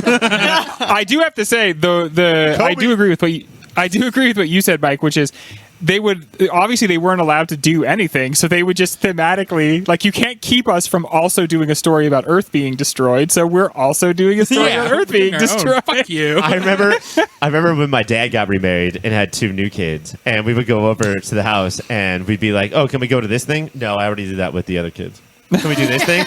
"Oh no, we did that last weekend with the other kids." That's what Agents of S.H.I.E.L.D. was like. That's what watching Agents of S.H.I.E.L.D. just reminded me of all that. Like, you guys, Yeah, seriously. you are the stepchild who can do nothing, but you can't do anything on your own either. Like, you have to stay static. And that's why All right. you love it? That's why I love it. But after the Winter Soldier, that all changed, right? Yeah, it was really apparent in the beginning, but after the Winter Soldier, shit did change. Cassie, where are you voting? It would be wild, guys. Listen, it would be wild to move S.H.I.E.L.D. on. Do I want it, you to dude. know this. Do it. I'm not voting for Remember S.H.I.E.L.D. WandaVision. how important the show has been to our show. I know that, and I just want you guys to think outside the show for a second. That would be fucking wild. It's WandaVision. How come every time Mike says "remember something" to Cassie, he has a baseball bat in his hand and he's swinging it around? Remember, Be a real shame if Ryan, which way are you going? I love WandaVision. It was the clear best show of this last year. It'd probably be the #1 show if we were going to do that this year, but instead we're doing it of all time. So I'm going Agents of S.H.I.E.L.D. Dave, producer. Agents of S.H.I.E.L.D. Caitlin. Oh my God, it's WandaVision. I love drama. Greg. Yeah, I definitely think it's WandaVision. Oh my god. Taylor. Oh, I have so much power in my hands. Oh, I enjoy this. Guys, it's Agents of S.H.I.E.L.D. That is 3-3, which means I get to vote. It is clearly Agents of S.H.I.E.L.D. Oh my God. So we didn't really talk about the other show very much. Do you think we should? No, because we all expected it to move on. About that No. show? Everyone No, knows we don't it. have time. Everyone knows it. We are going to take the quickest of breaks, and when we come back, more battles. Taste buds, it takes a lot for a number 9 seed to make it this far, such as taking out Watchmen in the last round. But what else would you expect from the Wave Rider Warriors, a.k.a. the Bebo Buddies, a.k.a. those time bandits themselves, the Legends of Tomorrow? After a pretty shitty first season, the Legends retooled, kicked off everyone with Hawk in their name, and came back embracing the goofiness that still carries them today. A show that did not need that first season rough draft was number 12 seed Stargirl, which opened its series premiere with Luke Wilson driving a fast car directly into our hearts. The JSA Junior is the youngest team in the bracket, but in a lot of ways, the show's the most mature, never talking down to its audience, and being far more adept to handle tough subjects than shows that aim for an older audience. Tasty Cassie, I ask you this. This battle guarantees a CW show is in the Elite 8. Is the CW actually sometimes good at making shows? As of this year, I would say, when they find their voice, they really find it. It's a rare nugget for CW to be able to pull this off, and I'm so glad it's one of these that are going to make it happen. It's a rare nugget this day and age. The Read any newspaper? good news in the newspaper page. But yeah, both are great. This one, Stargirl, I don't know if everyone here that's going to be voting is watching Stargirl, so just know this Their one's mistake. amazing. This honestly, like, nobody expected this show to be as good as it was, and it genuinely, like, it will hit so many, like, important points. Like, it'll hit the dark points, like you said, and then it has Luke Wilson. And let's be clear, if everybody who has not seen it were to watch it, Taylor would really like it a lot. Greg would still fucking hate it because it's a superhero show on the CW. Yeah, And how many Bebos are on that bad boy? that's the There's only yet to- downside. There's not been a Bebo, but there is a delightful golden glowing staff that they really treat like a dog. Luke Wilson, his car is a mech. at the same time. He's a mechanic who made his car a mech. So He's a mechanic. Okay, so this is sort of a Haley Steinfeld Bumblebee, Bumblebee situation. Bumblebee. It's a Bumblebee Bumblebee situation. A Bumblebee Bo. but with better acting. Yeah. Can I just bring up the fact that I listened, I think it was last week, where you did take out Watchmen with Legends of Tomorrow, Cassie? And that was Where's your the follow? vote. That was your vote. Where's And the I do follow? blame Mike, too. Look, I voted the way I voted, but whatever. I'm allowed to do what I want. Cassie was irresponsible and voted for Legends. you guys moved on Agents of S.H.I.E.L.D. If you moved on Agents, I get to move on this Legends. Wasn't Watchmen almost like our like choice for pop culture Yeah. thing? It's sort of like one a television perfect show show of the year. Yeah. Basically a perfect show, yes. But it did not what, move on. what show in our 64 shows is more this show's personality Yeah. than Legends of Tomorrow? We all remember the exact episode of Legends of Tomorrow where it got good, right? Number 1, baby. No, don't be an idiot. No. When Hawkman Don't be a piece was of like, shit, Mike. We gotta kill Venus. No, it was not. No. It was probably season 2, episode 1. No, it was specifically the Apollo 13 episode where Hey, yo. Day-o.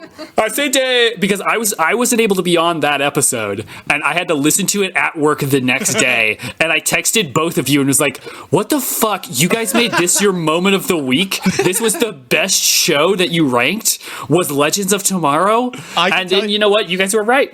I can tell you the moment. It's when the giant demon that Bebo eventually fights, when they all become a Bebo Voltron at the end of that season, is voiced by a guy from Lord of the Rings, John something. John Reese. And so John Rhys Davies. Yeah, there no, it is. not that one. He's British. He looks like he's like an old guy, but he's always voicing evil characters. And so, in order to take control Brad Dourif. of the demon, they go back in time to the filming of Lord of the Rings to get the actor who voices the demon in their show to change what he says. It was Legend. good for so long before that. Because Deo hit before that for sure. And then, if we're just doing Legends fucking recaps, a character that barely worked on Arrow, Neil McDonough's Damien Dark, coming back to Legends, and then his Mac the Knife episode, where he is swagging and dancing through and controlling and killing everybody in that, like, Spanish town. I'm sorry, Mike. Neil McDonough, the guy who called me on my birthday and wished me a happy birthday? Personally called Ryan on his birthday and said, hey, I know the pandemic's rough. I want you to know that I, Neil McDonough, care about you a lot and want you to have a happy birthday. Barely talked about me. He was like, and you know, you have a birthday during the pandemic and my wife's going through it. Yeah, my he talked about his my kids daughter and is his going wife a lot. Neil McDonough's talking about me. Talk about how brave I'm being. All right, and it's versus what the fuck? Stargirl. Stargirl. Oh shit, I do care about this show. I don't want to act like I don't care about Stargirl. Stargirl is great. There's part of like the new breed. A couple of our matchups have brought this out, right? There's a new breed of like pretty good superhero show, but do they have enough representation to beat one of these Titanic shows from back in the day? Stargirl might. It is so good, and to have a show be like, this is how parents should interact with kids, unlike Riverdale, which is like parents should just try to fuck their kids' friends. To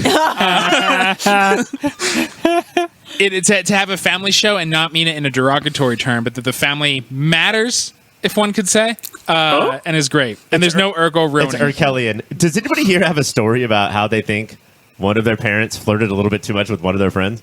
Yes. My first girlfriend. It's the most lascivious, disgusting high five I've ever gotten from my stepdad was when I brought my first girlfriend home. No. And even then, I was just like trying to wipe it off. No. Yeah, it was. Man, I thought I was into her. Somebody in the family was way more into her. He probably had jizz on his hand. Ew. So bringing it back to Stargirl. I thought, Mike, you were going to say that your first girlfriend was your friend's mom. Oh, no, that I gunned for. There was a friend who I constantly told her how I was going to be your stepdad, but it didn't work out. So Stargirl is the only way we get another Wilson to pass through since we knocked off WandaVision. I feel like everybody needs to know Loki. this. WandaVision had no Loki, Wilson in sorry. it, you monster. I'm so sorry. And Loki's not even in this episode's conversation. I know Unless it's I not. scroll down. But this is the only way we get a Wilson brother to move on, and this Wilson brother deserves it. I do love Cassie's rule of every bracket, no matter what the topic is, must have a Wilson brother Must move have. on. It must. Whether it's Patrick or Luke. All right, Cassie, we'll start with you then. Where are you voting? Wilson Brothers got to move on. Stargirl. Caitlin? I bought the DC Universe app to watch Stargirl, and so I'm going to go with Stargirl. Oh, my goodness. Producer Dave? I've watched several seasons, several times of Legends of Tomorrow. I've actually watched it multiple times, so I think I'm going to stick with that love that I have for that show. Legends of Tomorrow should move on. Do you remember the time where Gorilla Grodd went to assassinate Barack Obama? That Barack Obama was Well- really sexy. Gorilla Grodd, listen. I don't have any daughters yet, but when I do, I'm going to hope that I give them the sort of leadership that you've shown here. Shit. I thought you were doing that thing that every Obama impressionist does, which is race to the daughter's names. Like you But no, he was flexing by never saying it. Yeah. dancing around it. All right, young President Barack, could you give us your vote? I will. So, excuse me, Barry. The Legend of Tomorrow, that was just absolutely the biggest show at the time that I was on. And I hear what you're saying about Stargirl, but ultimately I'm answerable to the Greg heads, and I have to be true to me to be true to them. It's got to be Legend of Tomorrow. Hashtag Greg Heads. Taylor, where are we headed? Deo, me say Deo. It's Legends of Tomorrow. Ryan, you got some power in your hands right now, my friend. Is that true? Yeah. I thought it was an overwhelming. You either no, it's make Legends Don't- win, Don't even or let explain me it. It's just vote. Legends. It's just. All right, so I do not get a vote, but I'm fine with that because I would have voted for Legends. Legends moves on. Next up, your number 7 seed Doom Patrol versus number 3 Arrow. After a second season, very much affected by the pandemic, your number 7 seed Doom Patrol stormed back in its third season to regain its title as the wackiest little soup show in town.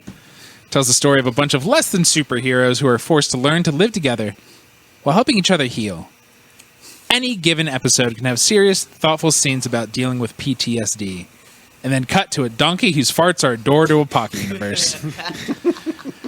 Far less wacky is the story of Oliver Queen. For 5 years, he was stranded on an island with only one goal: survive. Now he'll fulfill his father's dying wish, to use the list of names he left him and bring down those who are poisoning his city.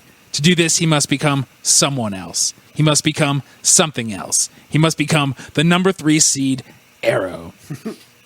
Tasty Taylor, I ask you this. How much respect do we owe the granddaddy, the OG, the 170 episode epic that's older than even this podcast?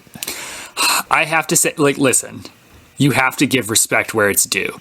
You have to offer your condolences. You have to give. Oh no!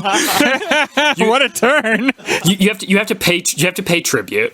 But when I think of Arrow, and maybe this is just a function of how I watched it and the ones I tuned in for, I sort of only remember the bad parts. I remember the gun control episode of Arrow, which made me think, I don't know if the CW should be a network. And of course, he wants gun control because then he'd be like the ultimately powerful King person Arrow. with his bow and arrow, right? Well. I do want to ask this. Sorry, go ahead, Taylor. No, I was just gonna say, I feel like its misses were stronger than its hits. Was the issue with Arrow, but when it was on, hey, we got some good stuff going. As a sports fan, you call this like a stats accumulator. Like, sure, you have the most home runs, but you played for 43 years. So, yeah, of course you do. Does Arrow have that thing we were talking about before that plays to the episode, the season, and the series all at the same time? Or does it do a bad job of like looping people in? Well, I think in modern television, I don't know if anybody cares about that anymore. Like creator-wise, they're like, you're gonna stream it, fucking start watching on Netflix. I don't need to loop you in. Let's go through some deep lore.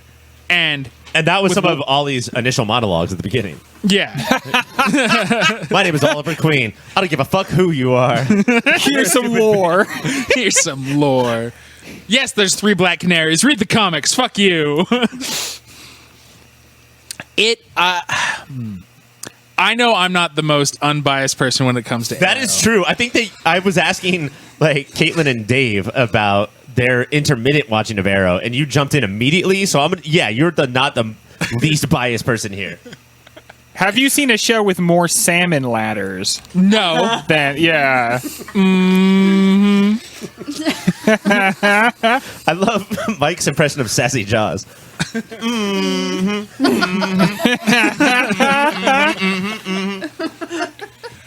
No show out of the 64 shows has made me whoop or tear up more than Arrow did. So when you're going to vote, when we get to that, think about Or that. And how put you much you'll through have mine. 150 other mediocre to bad episodes of television. Including the those- worst child actor of all time. Oh, yeah. Young William sucked. Yeah. When William became an adult because comics, he was much better.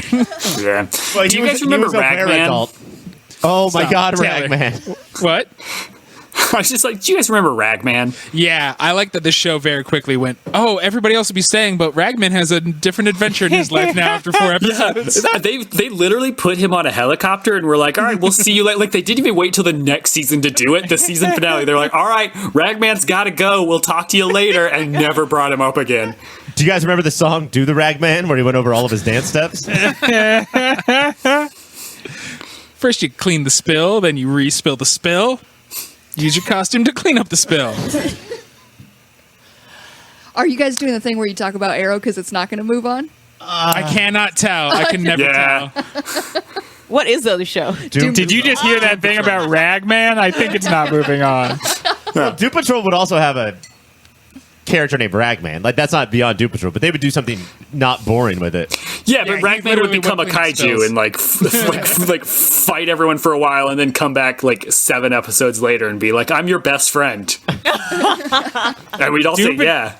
Doom Patrol was kind of front running the whole Brendan Fraser renaissance. They yes. deserve some credit for that. The Frasier Renaissance. Yeah. It's getting harder to come up with the Renaissances. They were one of the first shows that went, Frasier has re-entered the building. And it's not tossed salad nor scrambled. The more commonly known thing from the Frasier theme song. Did he enter buildings? He at the end of every episode, Kelsey Grammer would sing the theme song, which is so audacious, and we don't love give that. it enough credit. Part of his contract for sure. Yeah, and he would get to the end, the very end of the credits, and he'd go, "Frasier has left the building." Again, absolute take out your dick and put it on the table Yeah. stuff. Like, I wish- okay, I now return you back to your normal non-Frasier programming. Oh, I wish Jaleel White at the end of every Family Matters would sing the Family Matters theme song. Kelsey Grammer thought that there would be 2 types of TV. There would be Frasier and non-Frasier. And oh man, there's only non-Frasier on tonight. And Doom Patrol made pretty much the same point, but just with Brendan Fraser. Mm-hmm. And is he still the best part of that show? I felt like far and away he was the best part of the show, season 1. He's up He's- there. Great, but Rita, I wish I could remember the actress' name. Rita is fucking phenomenal. To play a Katharine Hepburn type, but like a podunk, nobody wants to see her Katharine Hepburn, who is wrestling with that in every moment. She's amazing. Has the center held for that show? Because part of what we... Yeah. I think so, largely. I think they did some reconfiguring around it, but like the center stuck. Like they had a core that they never jumped away from. And I think that if you're a fan of the first season, it's going to be a while before, like, COVID really jacked this show up. And Yeah. I think that the first season earned so much credit and credence that you're going to like stick with it for. And I think we're basically back. I would agree. Right. Just let it have its second season pandemic blurg. What did the show just become like listless? Did they just all hang out around the mansion? And They all got There was a COVID. couple episodes where they tried to make What If We Were Hard Hitting ripped from the headlines show. Well, the thing that for a happened, while the show was called COVID Babies. It was all baby. the second season, they had 1 or 2 more episodes planned, and then they just couldn't shoot Yeah. it. So they were like, Yeah. "Oh, this will be the cliffhanger instead," and it Yeah. did not work. It ended Yeah. on such a non-ending. But we're here to talk about all of it. Cassie, where are we going? Guys, I can't believe this is going to happen, but the only way I could ever vote for Arrow is if I was voting for Sex Ghosts. Like, you put Sex Ghosts against this, and I can't vote for Sex Ghosts, so my vote's for Arrow. Yes. Wow. One for Mike's team. Taylor, where are you going? I'm voting for Sex Ghosts because I like the ghost portion of it. Yeah. Sex Coast to Sex Coast. Taylor is famously a non-horny ghost. Like an anti-Casper. Yes, Yeah, he was Casper's too famously horny. I've actually only seen the first season of both of these shows, and the first season of Doom Patrol greatly outweighs the first season of Arrow, so I'm going to go with Doom Patrol. Your life is insane. Greg. When I left the show, I thought there was one show I would continue watching, and it was Doom Patrol. I didn't, but I thought that I would. It was like I was eager to see it every week. I felt like it was rewarding, and it cut against the grain of the same shit we did all the time. Definitely Doom Patrol. I'm getting scared, so I'm going to vote now, and it's for Arrow. Obviously, the best show we've ever done. And now, Katelynn. Hi there. I am not going to be voting for Arrow. So It's another vote for Sex Ghost. All right, that leaves Ryan. I actually do think, Mike, just because I want you to be sad and know that you're an idiot, it's Doom Patrol. Like Arrow, man, Arrow could have been a 6-episode miniseries, and it was like, no, 172 episodes, please. They could not have gotten into everything they got into if there were only 6 episodes, Ryan. Christ. Imagine being afraid Mike isn't going to be sad and feel dumb. Don't worry, dude. Yeah. He's got that covered. I wake up feeling sad and being dumb, my friends. The second that I said that I'm voting for Doom Patrol, Mike just became Reddit incarnate and just started like making the hand gestures and yelling at me. It's Doom Patrol. Doom Patrol moves on. We're going to take a quick break, and when we come back, more battles. Round 4, Battle 1. It's all come down to this. The first battle of the 4th round. There's many more battles after this, don't you worry. It is Riverdale versus Resident Alien. Katelynn. Oof. My pal, my friend. Yeah. Which kind of wackiness does it for you? Wow. So there's the thing. I've watched a lot of Riverdale, and I've enjoyed a lot of Riverdale, especially the first couple seasons of it. And I feel like even if I watched like newer episodes of it, I feel like it'd just be so wild that I wouldn't want to stop watching that episode. So I'm going to have to go with Riverdale.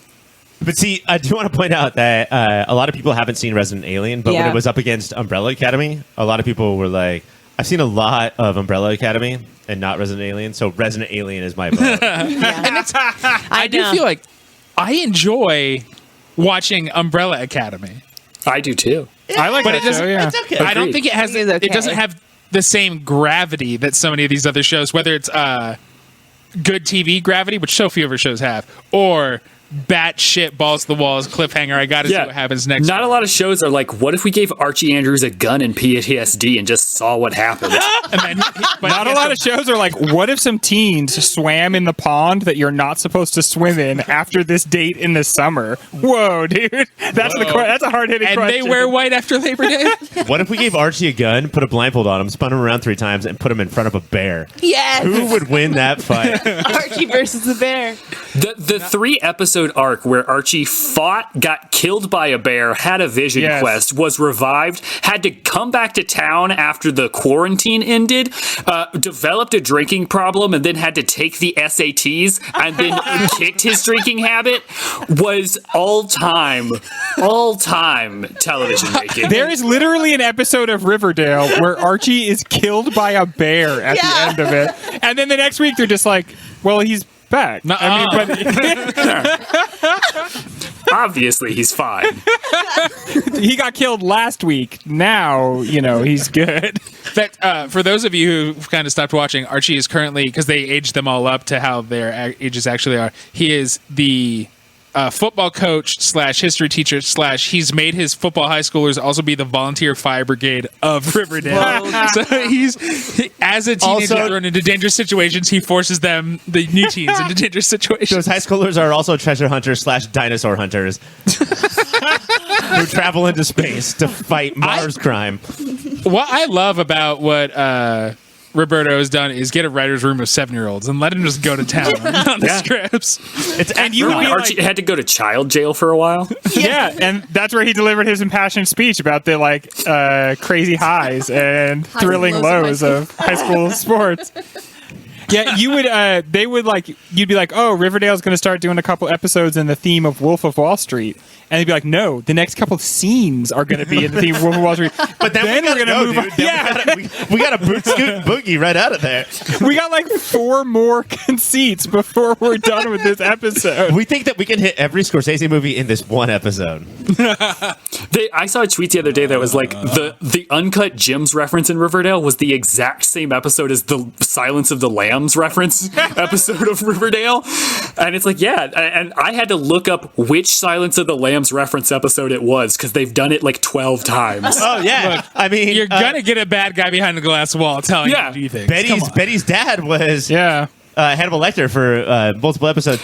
This is up against Resident Evil or Resident Alien. Sorry, it's just a simple hometown show about a guy trying to figure out his place in the world. You don't think the Resident Alien is trying to aspire to be like this other show? I don't, and that's why I think it's fucked. No show can aspire to be what Riverdale is. Riverdale is Dave. kind of it's like a modern show in that it is so bright and colorful and always changing and everything's shifting. It's really meant to keep up with YouTube. And you know what, dude? It did start a new genre. When people are like, "Oh, we just got the rights to Little Orphan Annie, and we're gonna Riverdale it." You know, What if Little Orphan Annie hooked? Yeah, she gives head now. she gives head every episode.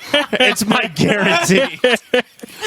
There's a bit in Riverdale where they decide to go to a bunker that was built by their friend Dilton Doily after he killed himself, and they start fucking in that bunker, and then they never really address Dylan that. Doyley's bunker. Of course. And they play D&D in there too. Do you mean They episode did, yeah. 407, the stink of the fuck bunker? The funk bunker? Just in case you're... Joseph Funk Bunker. Sorry, that should be a character. Hey, that's my name too. Dave? yeah, so after all of that, it's definitely going to be Riverdale for me. Under For hosting. Riverdale. Yeah, for sure. Cassie? Man, this Riverdale, just talking about it brings me the most amount of joy, but that's the best way to enjoy Riverdale. Oh, don't watch it. Just Don't talk about watch it for sure. Just yeah. talk about it, because the lows are so low. So because of that, I'm going to go with my shiny new baby, Resident Alien. Yes. T-Money? It's obviously Riverdale. Riverdale is the thing that sustained me for several years of my life. Yeah, I feel like you were a different human being before Riverdale came out. It really helped shape the adult you. He's always wearing a It tie did. now. He was never wearing a tie then. Yeah, what's that about? Greg? I'm so glad that the thing Taylor has in his life now is the love of a good woman instead of terrible entertainment that hurts to actually watch. The one thing we haven't talked about with Riverdale is sometimes it just turns into a commercial. They'll just be like, "Oh, by the way, I'm on Bumble," and then they'll talk about Bumble for 25 seconds. By the way, here's Andy Cohen from Bravo. Yes, talk to us, Andy. But even with that, and that's just more a marker of how it's such a modern piece of entertainment. So I'm going with Riverdale. Ryan? I was torn a little bit, but I think I'm going to back up Cass. It's Resident Alien. All right, Riverdale moves on because that's how math works. Next up, we do have... Oh, this one is gonna hurt if your name's me. Which plucky leading lady are you more of a fan of? The bleached blonde or the dark brunette? Ryan, it's Winona Earp versus iZombie. Okay. Mike. I think that ultimately the thing that is going to decide this is the CW of it all. And the way that Sci-Fi, just to compliment my favorite network, or any network that's not the CW, let people tell their stories more than the CW would, is going to hamper iZombie. You're right. This is a battle of Melanie versus Rose. Yes. I would say, because two incredible writing staffs, two incredible just genre crafters, right?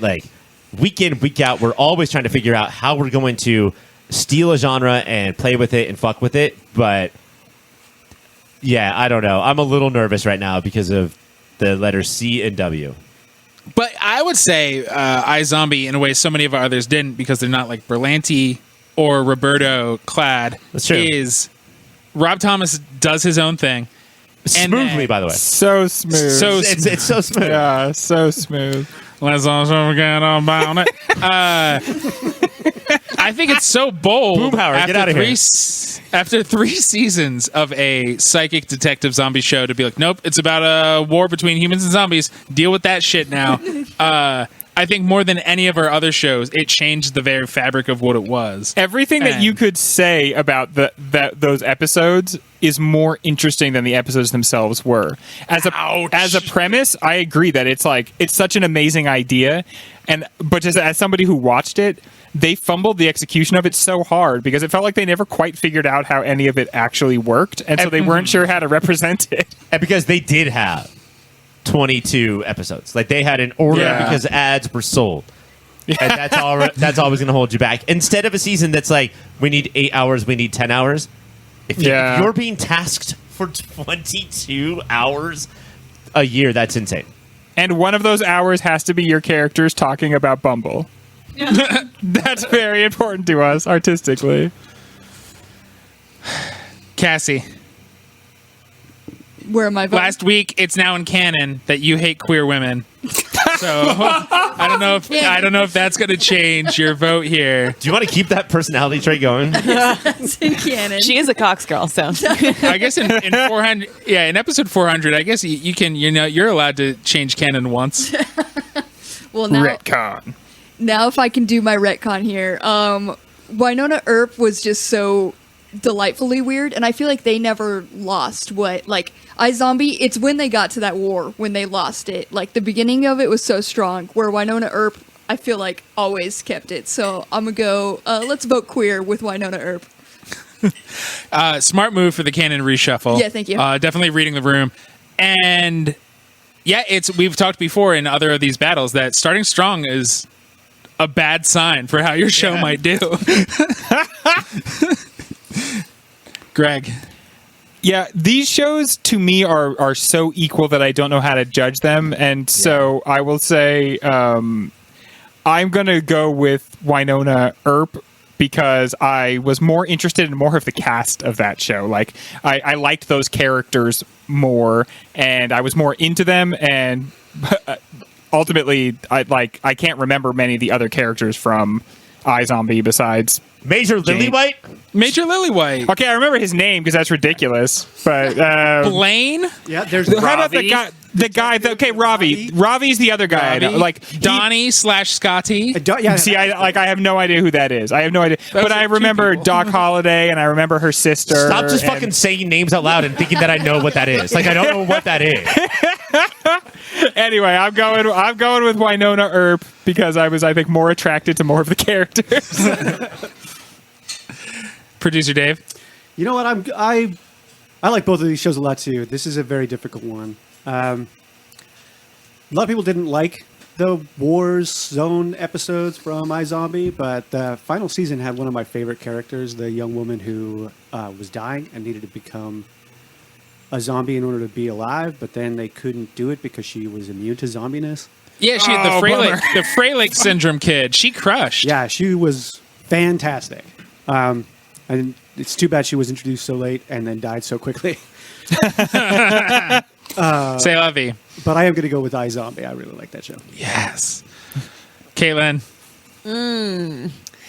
I do also like both these shows, but I'm going to go with Winona Earp. Taylor. This one is rough for me, but there's one that like felt specifically more me, and that is Winona Earp. Ryan. Yeah, man, like for some reason this is very easy to me. And That's crazy to me. yeah, it just maybe it's because of recency bias or I don't know. Like the war episodes did the best they could, but it's like it was watching the show build itself up to something because we can't do this like procedure of the week thing every week. And then it got there, and then it was like, oh no, what do we do? It's Winona Earp. So it's Winona Earp, yeah. And Winona Earp is like one of my favorite shows of all time. it's so interesting. I think as a group and maybe as humanity is like this, that iZombie started strong and ended weaker. Winona started so weak and then ended stronger. We allow more for that. We're like, yeah, you're going to learn in the beginning. But if you're like, I don't know how to end it, we're like, fuck you then. Yeah. Winona Earp moves on. We're going to take the quickest of breaks. And when we come back, switch over to DC and Marvel. I hate when we're starting a fight that I can already read the tea leaves. It's Daredevil versus Agents of S.H.I.E.L.D. Producer Dave, let's start with you. Oh, these are both great shows. I really, really, really like Agents of S.H.I.E.L.D. I watched it a whole lot. A few seasons in a row. This is what we call talking downhill.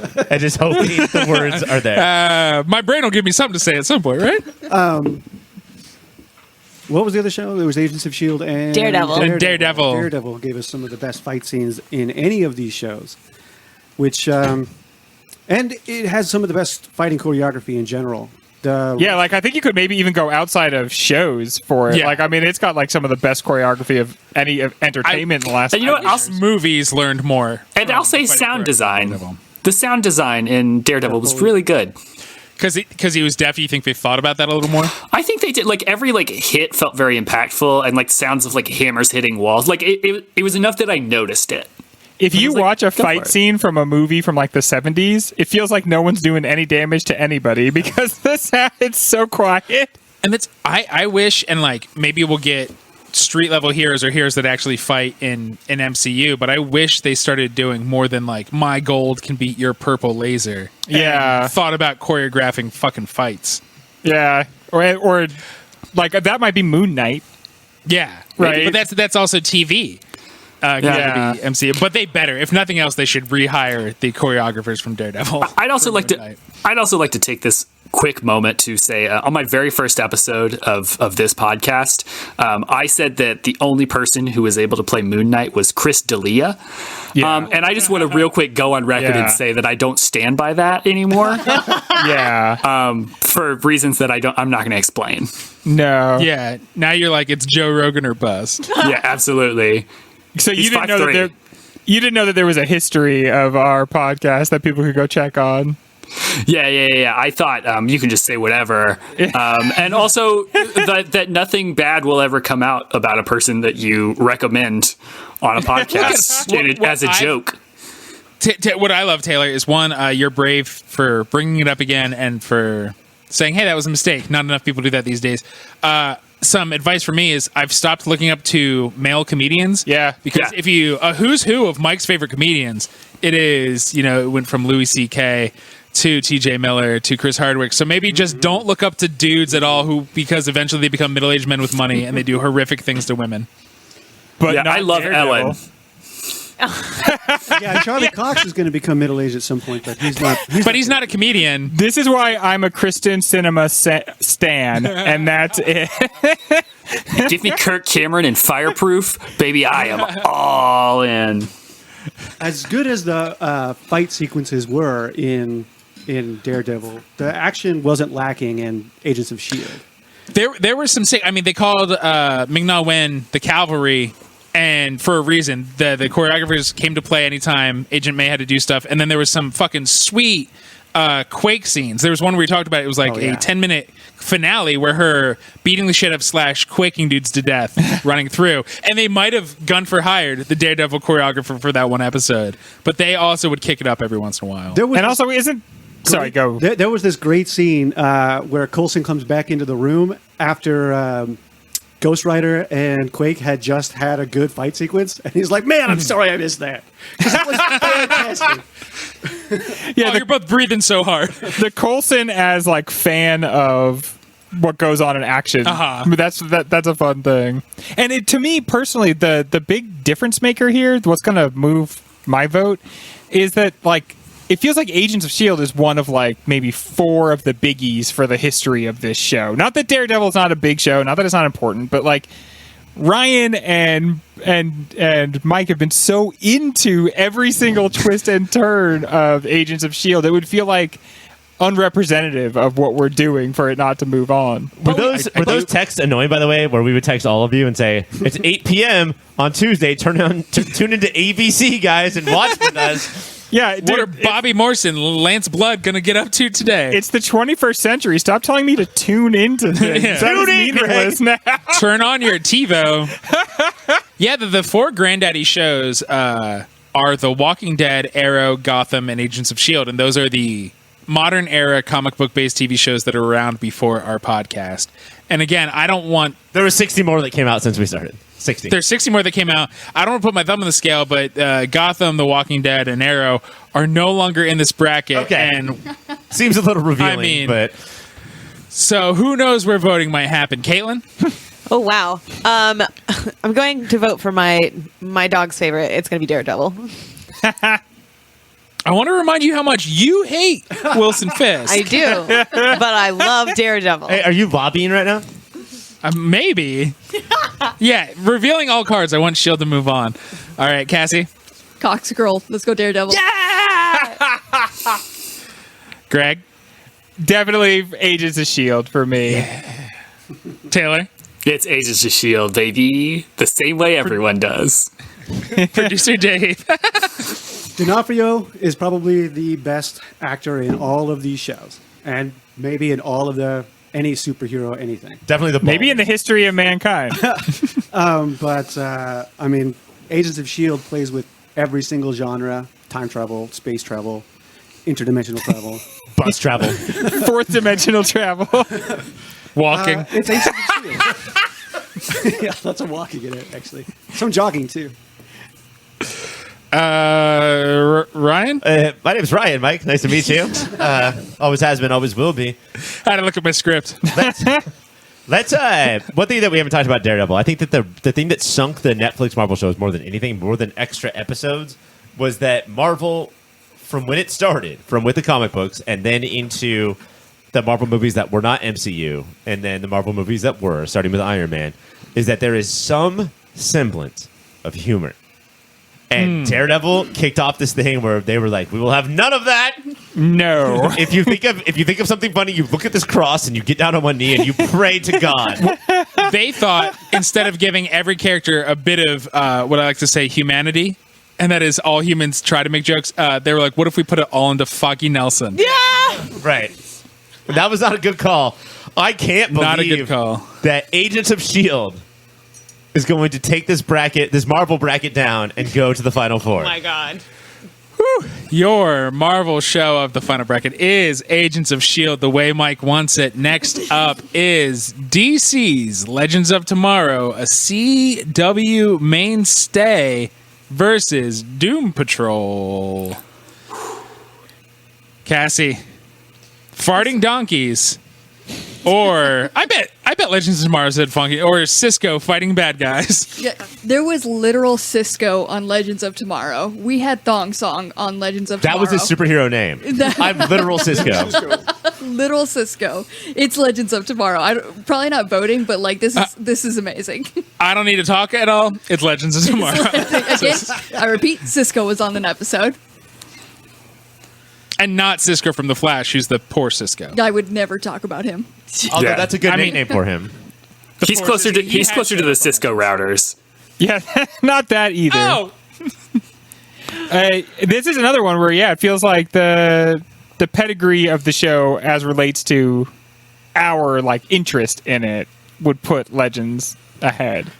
I also think that it makes sense, too, that these two shows would be at the front, at least of the DC bracket, because DC has a real, it really gets intimidated by its own properties, you know? Uh-huh. And, when you have these, not the Legends of Tomorrow, but when they have the Legends of today, like Superman and Batman, they really freak out and they don't know how to do it well. Right. And they'd rather not lose than win. You know? They'd rather make Right. something average than actually Playing make with something- scared money. Exactly. But when they go to their fucking depths, their B tier and C tier, that's where you go for interesting DC stuff. And this is two teams of garbage superheroes that Yeah. somebody else said, you know what, I'm going to save all these, put them on the same team and watch them interact with each other. And that's why these two shows are so much more successful than any of DC's top tier superheroes. How would they interact? Do you think the Legends and the Doom Patrol would get along? Well, we got to see the Titans and the Doom Patrol interact. Did anybody watch that episode? No, there was a crossover? Yeah. Oh my god. There was an episode of Titans that was a Doom Patrol backdoor pilot wow. that I have not seen. It was not very good.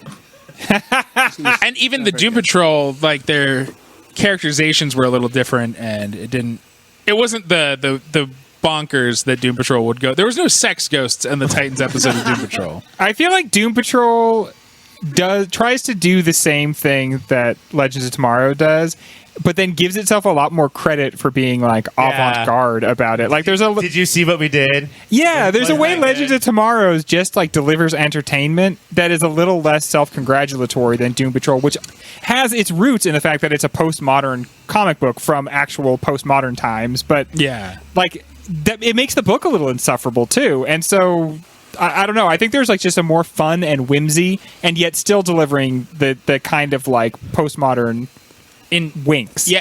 Instead of self-congratulations, it's self-deprecating. Like Yeah. every character, writer, actor is constantly like, how are we still on? Oh, yeah. Yeah. Legends of Tomorrow. Once an episode, somebody will look at the camera and like, this is bullshit, right? Like, I mean, they've completely rewritten some characters just in an attempt to save the actress or actor that plays the character. Oh, yeah. And that's a very loving thing to do, to be like, okay, we're going to change you completely just to try to keep you around as a person, because your character is so fundamentally flawed, we have to get rid of it. Yeah, I think it was Maisie Richards, Yeah. this actress's name, who went from playing 1940s Vixen, and they're like, that's just never going to gel. Now you're a punk rock shape-changing from the future person. But Like, can't change shapes anymore, so now just has to be Yeah. this one person. but I mean, but Legends is also the kind of show that will do this thing and then also get away with it of making note of it and being like, TV's wacky, right? And then just moving on. right. They even took I think I voted. They even took failed characters from other shows, and without changing them all, just went, okay, now Wally from The Flash is on the show, and we're gonna make it work, everybody. And they did. It's like getting a show about a AA baseball team. That's serious. And then like other superheroes would get injured and then have to come and play on the Legends for a while, and then they might get bumped back up. All right. When you heal up, you can go back to Arrow. Yeah. All right, Wild Dog. All right. It is time to vote. Producer Dave, Doom Patrol or Legends of Tomorrow? Legends of Tomorrow. Caitlin, Legends of Tomorrow. Greg. Yeah, I love Doom Patrol, but honestly, the most fun moments I ever had on this show were getting excited about things from Legends of Tomorrow, including Bebo. That's like the foundation of what's enjoyable about this show. So definitely for me, Legends of Tomorrow. Taylor. Yeah, I'm in the same boat as Greg. Like, I love Doom Patrol, but for me, it's absolutely Legends of Tomorrow. Ryan. I'm with everyone. And Cassie. Legends. Legends is our clean sweep. Wow, yeah. Doom Patrol, we love you, but kick rocks. We are going to take the quickest of breaks, and when we come back, more battles.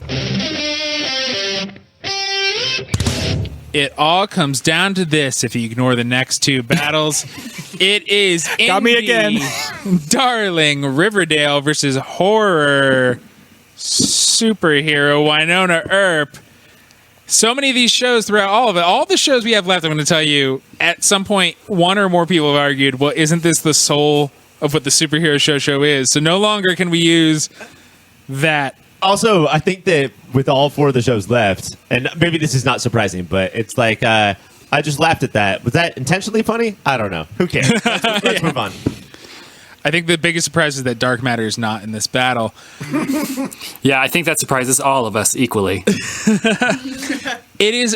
We've talked about the ups and downs of Riverdale and only the ups and ups of Winona Earp. Taylor, as the Riverdale historian here, what is your heart leading you? What are the downs of Winona Earp? I think The first season. Yeah, the first season. That's a biggie. Yeah. Well, I think like the first half of the first season, I think it takes a little bit to find its footing and get where it's going. But once it does, it really locks in. And I think you could argue it's sort of this battle in particular is which do you ignore more, a fall off or a ramp up?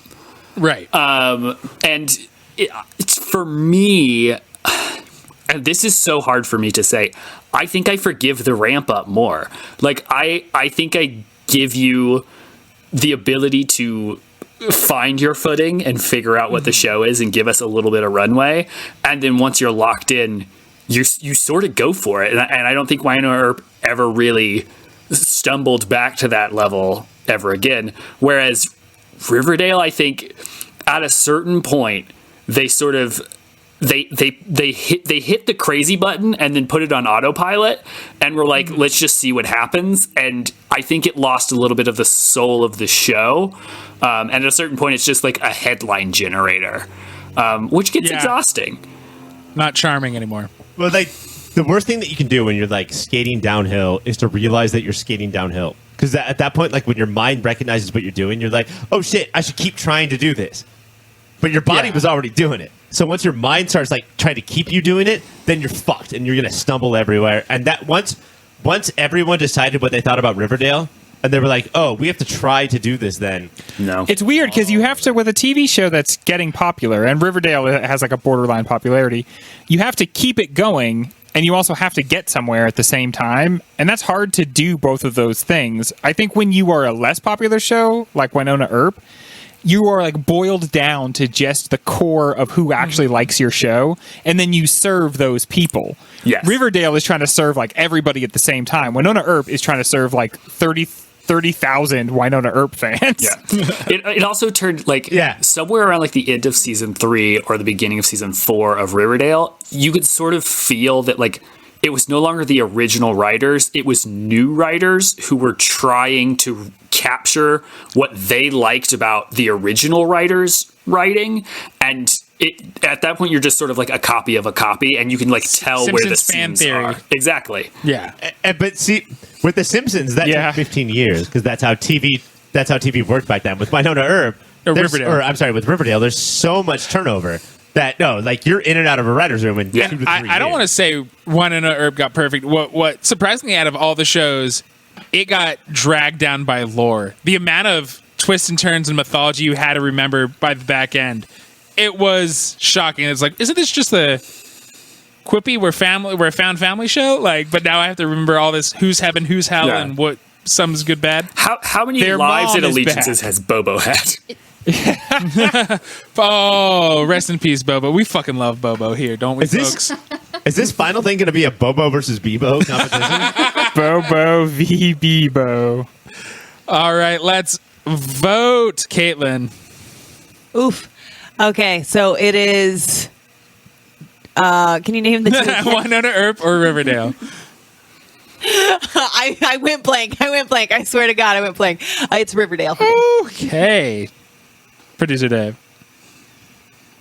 I'm going to go with Wynonna Earp. I think that their formula for like flavor of the week seems to keep working for them for a long, long time. Yeah, doing that X-Files thing of case of the week, overarching, bouncing back and forth with that. They are one of the better shows that we've had. This is insane for me to say, but I'm voting for Wynonna Earp over Riverdale. That's insane. Greg? Yeah, Riverdale burns too hot, I think, in the end, and it lacks something that Wynonna Earp has in spades, which is like just a lot of heart.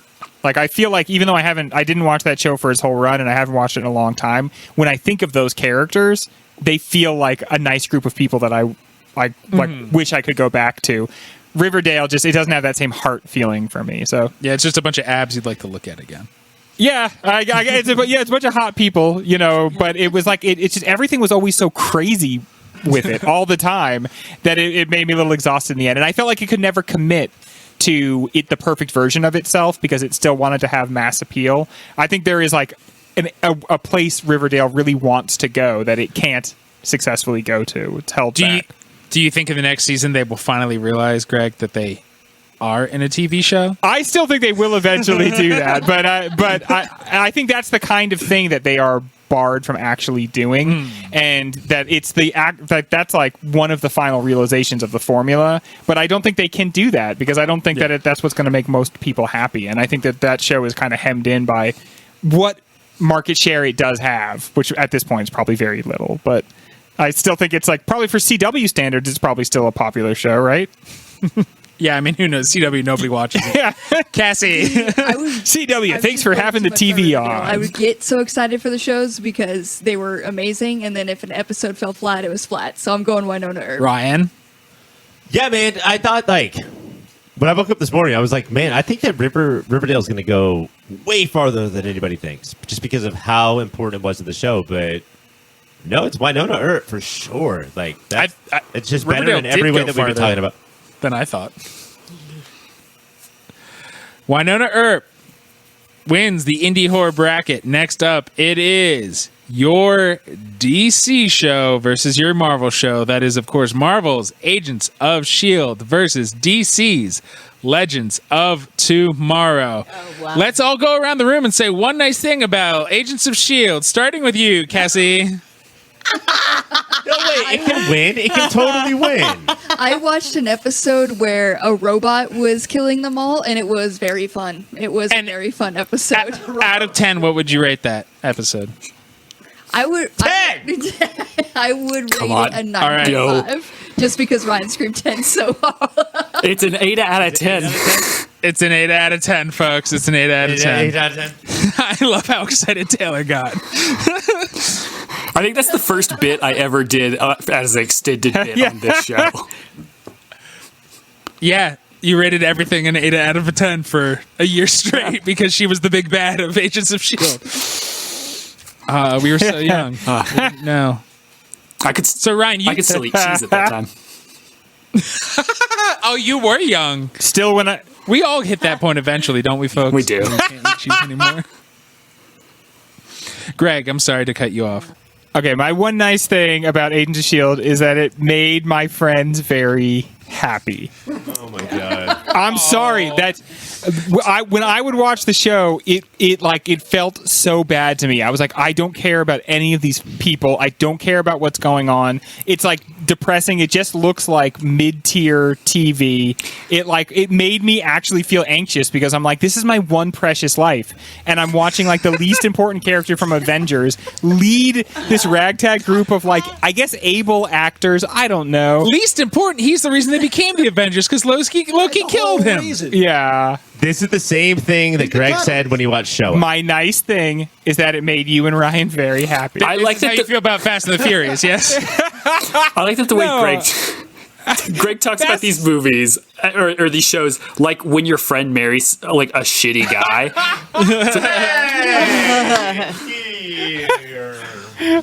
Yeah, one day you're going to be like, I'm not watching Agents of S.H.I.E.L.D. anymore. I'm going to be like, all right, now I can finally tell you, dude, fuck Agents of S.H.I.E.L.D. And then you're going to be back with Agents of S.H.I.E.L.D. a week later. You were always better than that show. I think one time Agents of S.H.I.E.L.D. said something kind of racist, but I wasn't sure how to take it, so I didn't want to tell you that it said something racist. I was watching the show, and I swear to God, it made a pass at me. Okay, you know I can tell. I'm not the kind of person who says that when it hasn't actually happened. She quaked my belt looser, and Yeah. I didn't know how to handle that. As a married man, if a woman ever touched my belt for any reason, I would run away. But that's all I've got. It made you guys happy. It is so far and away worse than any other show at this point in the matchup. But no, I'm done saying nice things about it. I promise. No, we got that. Yeah, you don't need to announce that after you say it's the worst thing in the world. It's Cassie, let it out. Say one nice thing. I did, the robot. Oh, yeah, you did say the I watched an robot episode thing. where the robot killed everything. Wait, everybody repeat their same nice thing. No, Cassie and then Greg went. Caitlin, nice thing about S.H.I.E.L.D. I watched 2 episodes of it, and it was good enough for me to watch 2. Okay, it feels like No, I watched more than punking 2. Yeah, they were great. Your guys' All right, so Dave. we all see how No, this is going. Taylor. Okay. But yeah, 8 out of 10. I want real nice things about S.H.I.E.L.D., goddammit. Listen, I really enjoyed S.H.I.E.L.D. I think it's a better show than Legends of Tomorrow. I disagree, but I see how you could say that. I think that I'm not Agents even of sure S.H.I.E.L.D. I really believe it. it could nail creating characters that you could wipe their memories and still have like an emotional attachment to them through multiple mind wipes.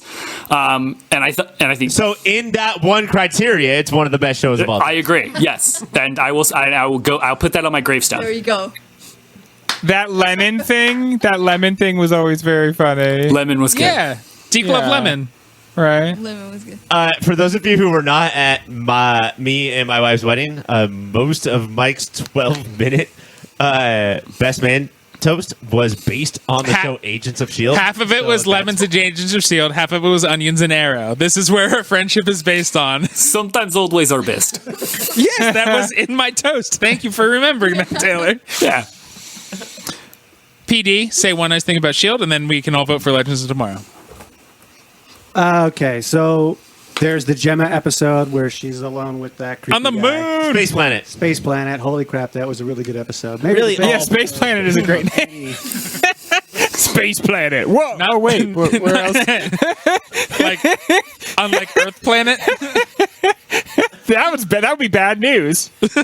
Yeah, only one planet at a time, please. I think that one's called Melancholia. So I think that its highest peak is probably much higher than Legends of Tomorrow's, but it's probably not as good of a show overall. All right, and now it's voting time. Put all those little stakes right through Mikey's heart. Honestly, Mike, if we vote with our brain and our hearts and our balls, the three things we vote for, I always vote for our balls. this, Yes. this is kind of a clean sweep. All right, who wants to vote for S.H.I.E.L.D.? All right, everybody, S.H.I.E.L.D. moves on. Legends Tomorrow moves on. It is your DC Marvel show, which means our final battle is the most superhero show thing I can ever fucking think of.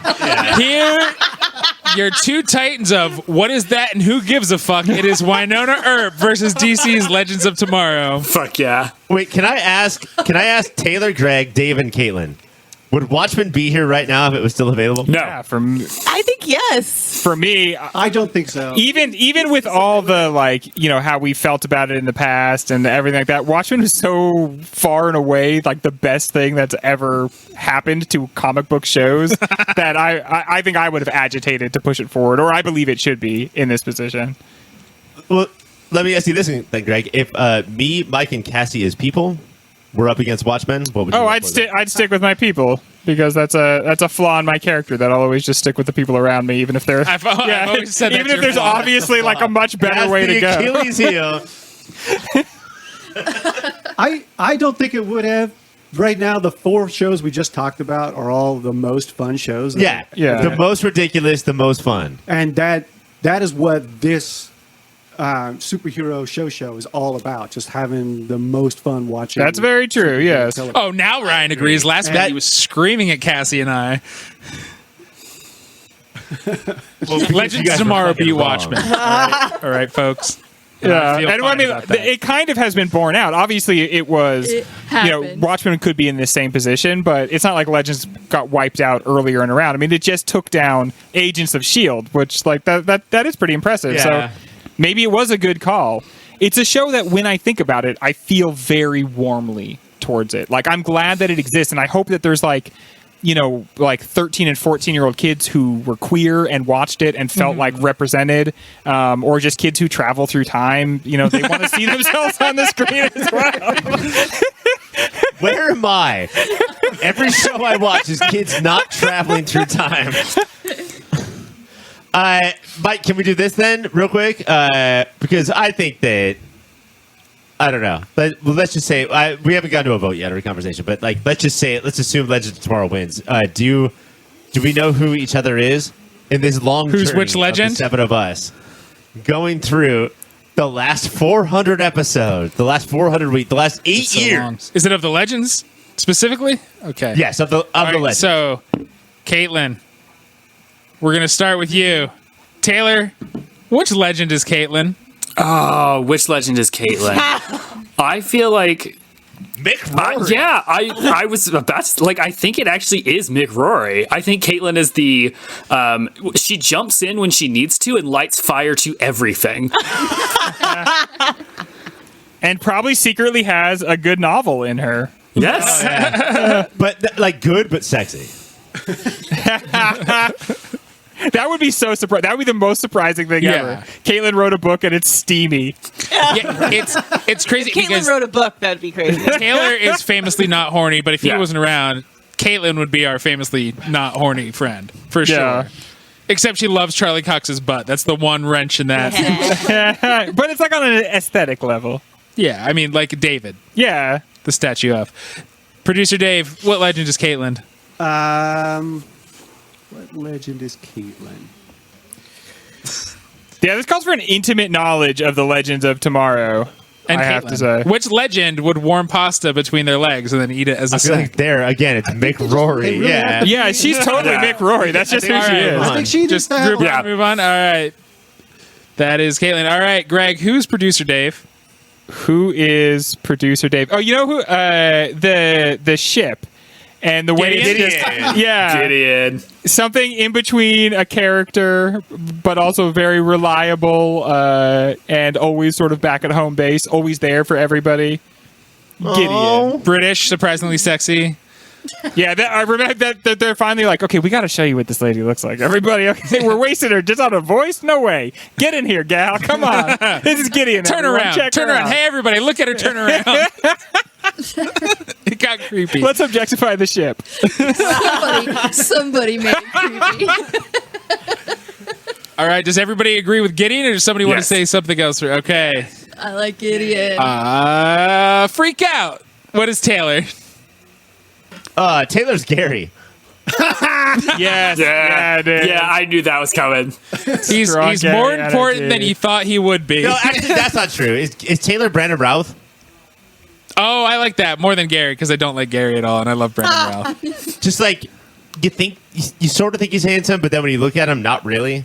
Yeah, But then you look even longer, and you're like, no, I get it in like a weird way. yeah. He's also And there's some- getting really small sometimes. There's his wholesomeness is both annoying and charming at the same time. He's a Superman. He's a super man, Returns. just huge cock. Yeah, I'm a huge Cox guy. Well, they can change its size a lot, right? Frankly, too much dick to be horny.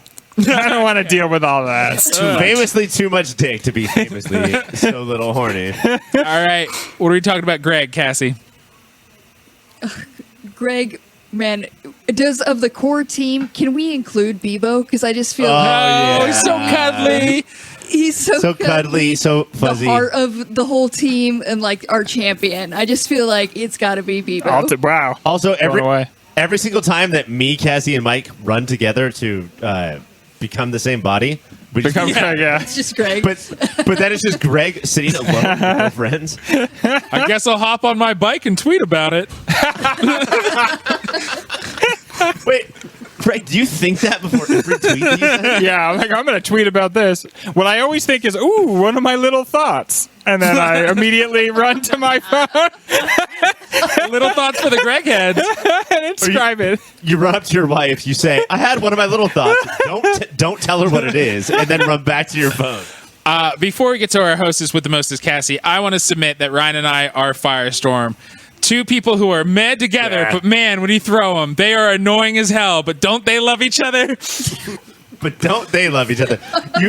You have to admit, no matter how terrible they are, don't they love each other? Don't they love each other, folks? All right, Ryan, what is Cassie? Oh, it's the White Canary. It is the Katie Lots. It's the chick with the sword. It is our With a captain. sword. You are our Captain Lance, Cassie. That's right. Thank you. Was secretly was on a better show before coming on to Arrow. Arrow? Is that Arrow? Or Mad Men? Also, Mad Men. Cassie has both, just like Katie Lots has gone through the Lazarus Pit. And that's why Cassie acts a little off. Is the Lazarus Pit like Pet Cemetery? Oh, yeah. Yeah. A little weird. Yeah, I think A it's little like goofy. it's you're going to be randomly kind of off. Yeah. And you can be just a little bit, or you could be like, I push people downstairs. Roy now. came out of it. Roy Harper came out of it and just couldn't tie his shoes. Thea Queen came out of it and tried to eat people's necks out. Like, it Yeah. was crazy. And that's why if we ask Cassie the most basic of questions, like, "Are you hungry?" she just stares at us and does the armpit fart sound. Yeah, that's her one weird thing. Cassie. She got lucky. That's my That's her one one weird thing. Okay, so Why Not Earth versus Legends tomorrow. Is it Legends? I love you, Winona, but Legends is Yeah. superhero show is Legends of Tomorrow. It's Legends. Yeah, it kind of like it shows you how impressive it was that Winona Earp got all the way here. just because of the gulf between Winona Earp and Legends of Tomorrow, and also because they serve kind of the same needs, right? Groups of But Legends does a better job. Yeah, you know, like lovable losers, and like, you know, personality forward shows, and that what the interdynamics between the characters is like more important than having Plot. You know, just like crazy hijinks every episode. Wasn't the Legends catchphrase for a while like "we fix our own shit"? Or Yeah, we fix the things we screw. Yeah, I don't remember. Yeah. And I think both like Winona and Legends. When people hear about superhero, they go, "That's still on." And so I think that's very clear. So Legends of Tomorrow is the best show of our modern era. Thank you, Legends of Tomorrow, for being what you are. Thank you, guests. Thank you, producer Dave. Thank you, Katelynn. Thank you, Taylor. Thank you, Greg. You're welcome. Thank you, Cassie, for letting me take over this part of the show, and thank you, Ryan, for doing 8 years of this bullshit. 8 years of my life, Mike. 8 my years. entire life. We Year one, precious were life. different human beings when we started this. We have all arced in horrifying ways. Cassie, I'm seeing here that I'm supposed to give this back to you because we're leaving the show. Oh, now I get it over? Okay, thank you. Yes, so that's going to be the end of this episode. And I think that people besides me and Mike can do the commercials, right? You can throw them out to them. I could throw it out to anybody here because they know this so well. They know what we're about. Taylor. Yeah. Can you please tell me about some websites? I've heard you know coding and you know websites, so I'm trying to learn about websites. Yeah, so I know a little bit about coding and websites, and the one thing that I do know is that yourpopfilter.com is the best website and the only website. If you type that into your web, it'll take you to the only website on the internet, and that's where you should get all of your information and all of your news. All of it. We also, if we have an Amazon website as well. Katelynn, do you know our Amazon website? Because you give us so much money and with the Bezos. Yeah, I do. It's Amazon.com/ your pop filter. Hell yeah, girl. Yeah, I use it all the time. Yeah. Brought it home. We also have some friends if you want to make a website, cybersprout.net. They're your partner for the digital world. We have other shows on the network, though. Greg. There's Movie of the Year. Show. I know about that one. I'm on that show. And we're currently doing the 1991 season. And I'm the host. And I have things my way. We talk about... Fucking, have you ever seen somebody grab their suspenders? We talk about the movies of 1991, and I make them fight for my friendship. And every episode is a game show, but it's also a small chronicle of our lives. It's got it all in one little show. We also have Doing Bits is on the network with Mike and his wife. It's a lot to go through, and maybe a lot to go through. We'll finish this season someday. It comes out intermittently.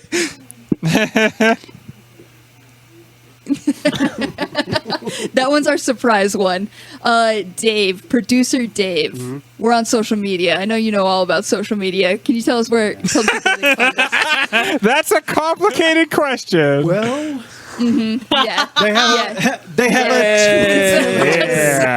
at your pop filter. Nice. Oh, That's where we're at. That's huge. All right, you guys. Also huge. Next week we got a big episode. It is the series finale of Why the Last Man. Also series finale of Stargirl. And we have a conversation with Homo Superior and the Dark Phoenix saga begins. It's literally, I can't wait. This is what we can't I think it was Dark Phoenix. This is everything. Was that to Mike? us.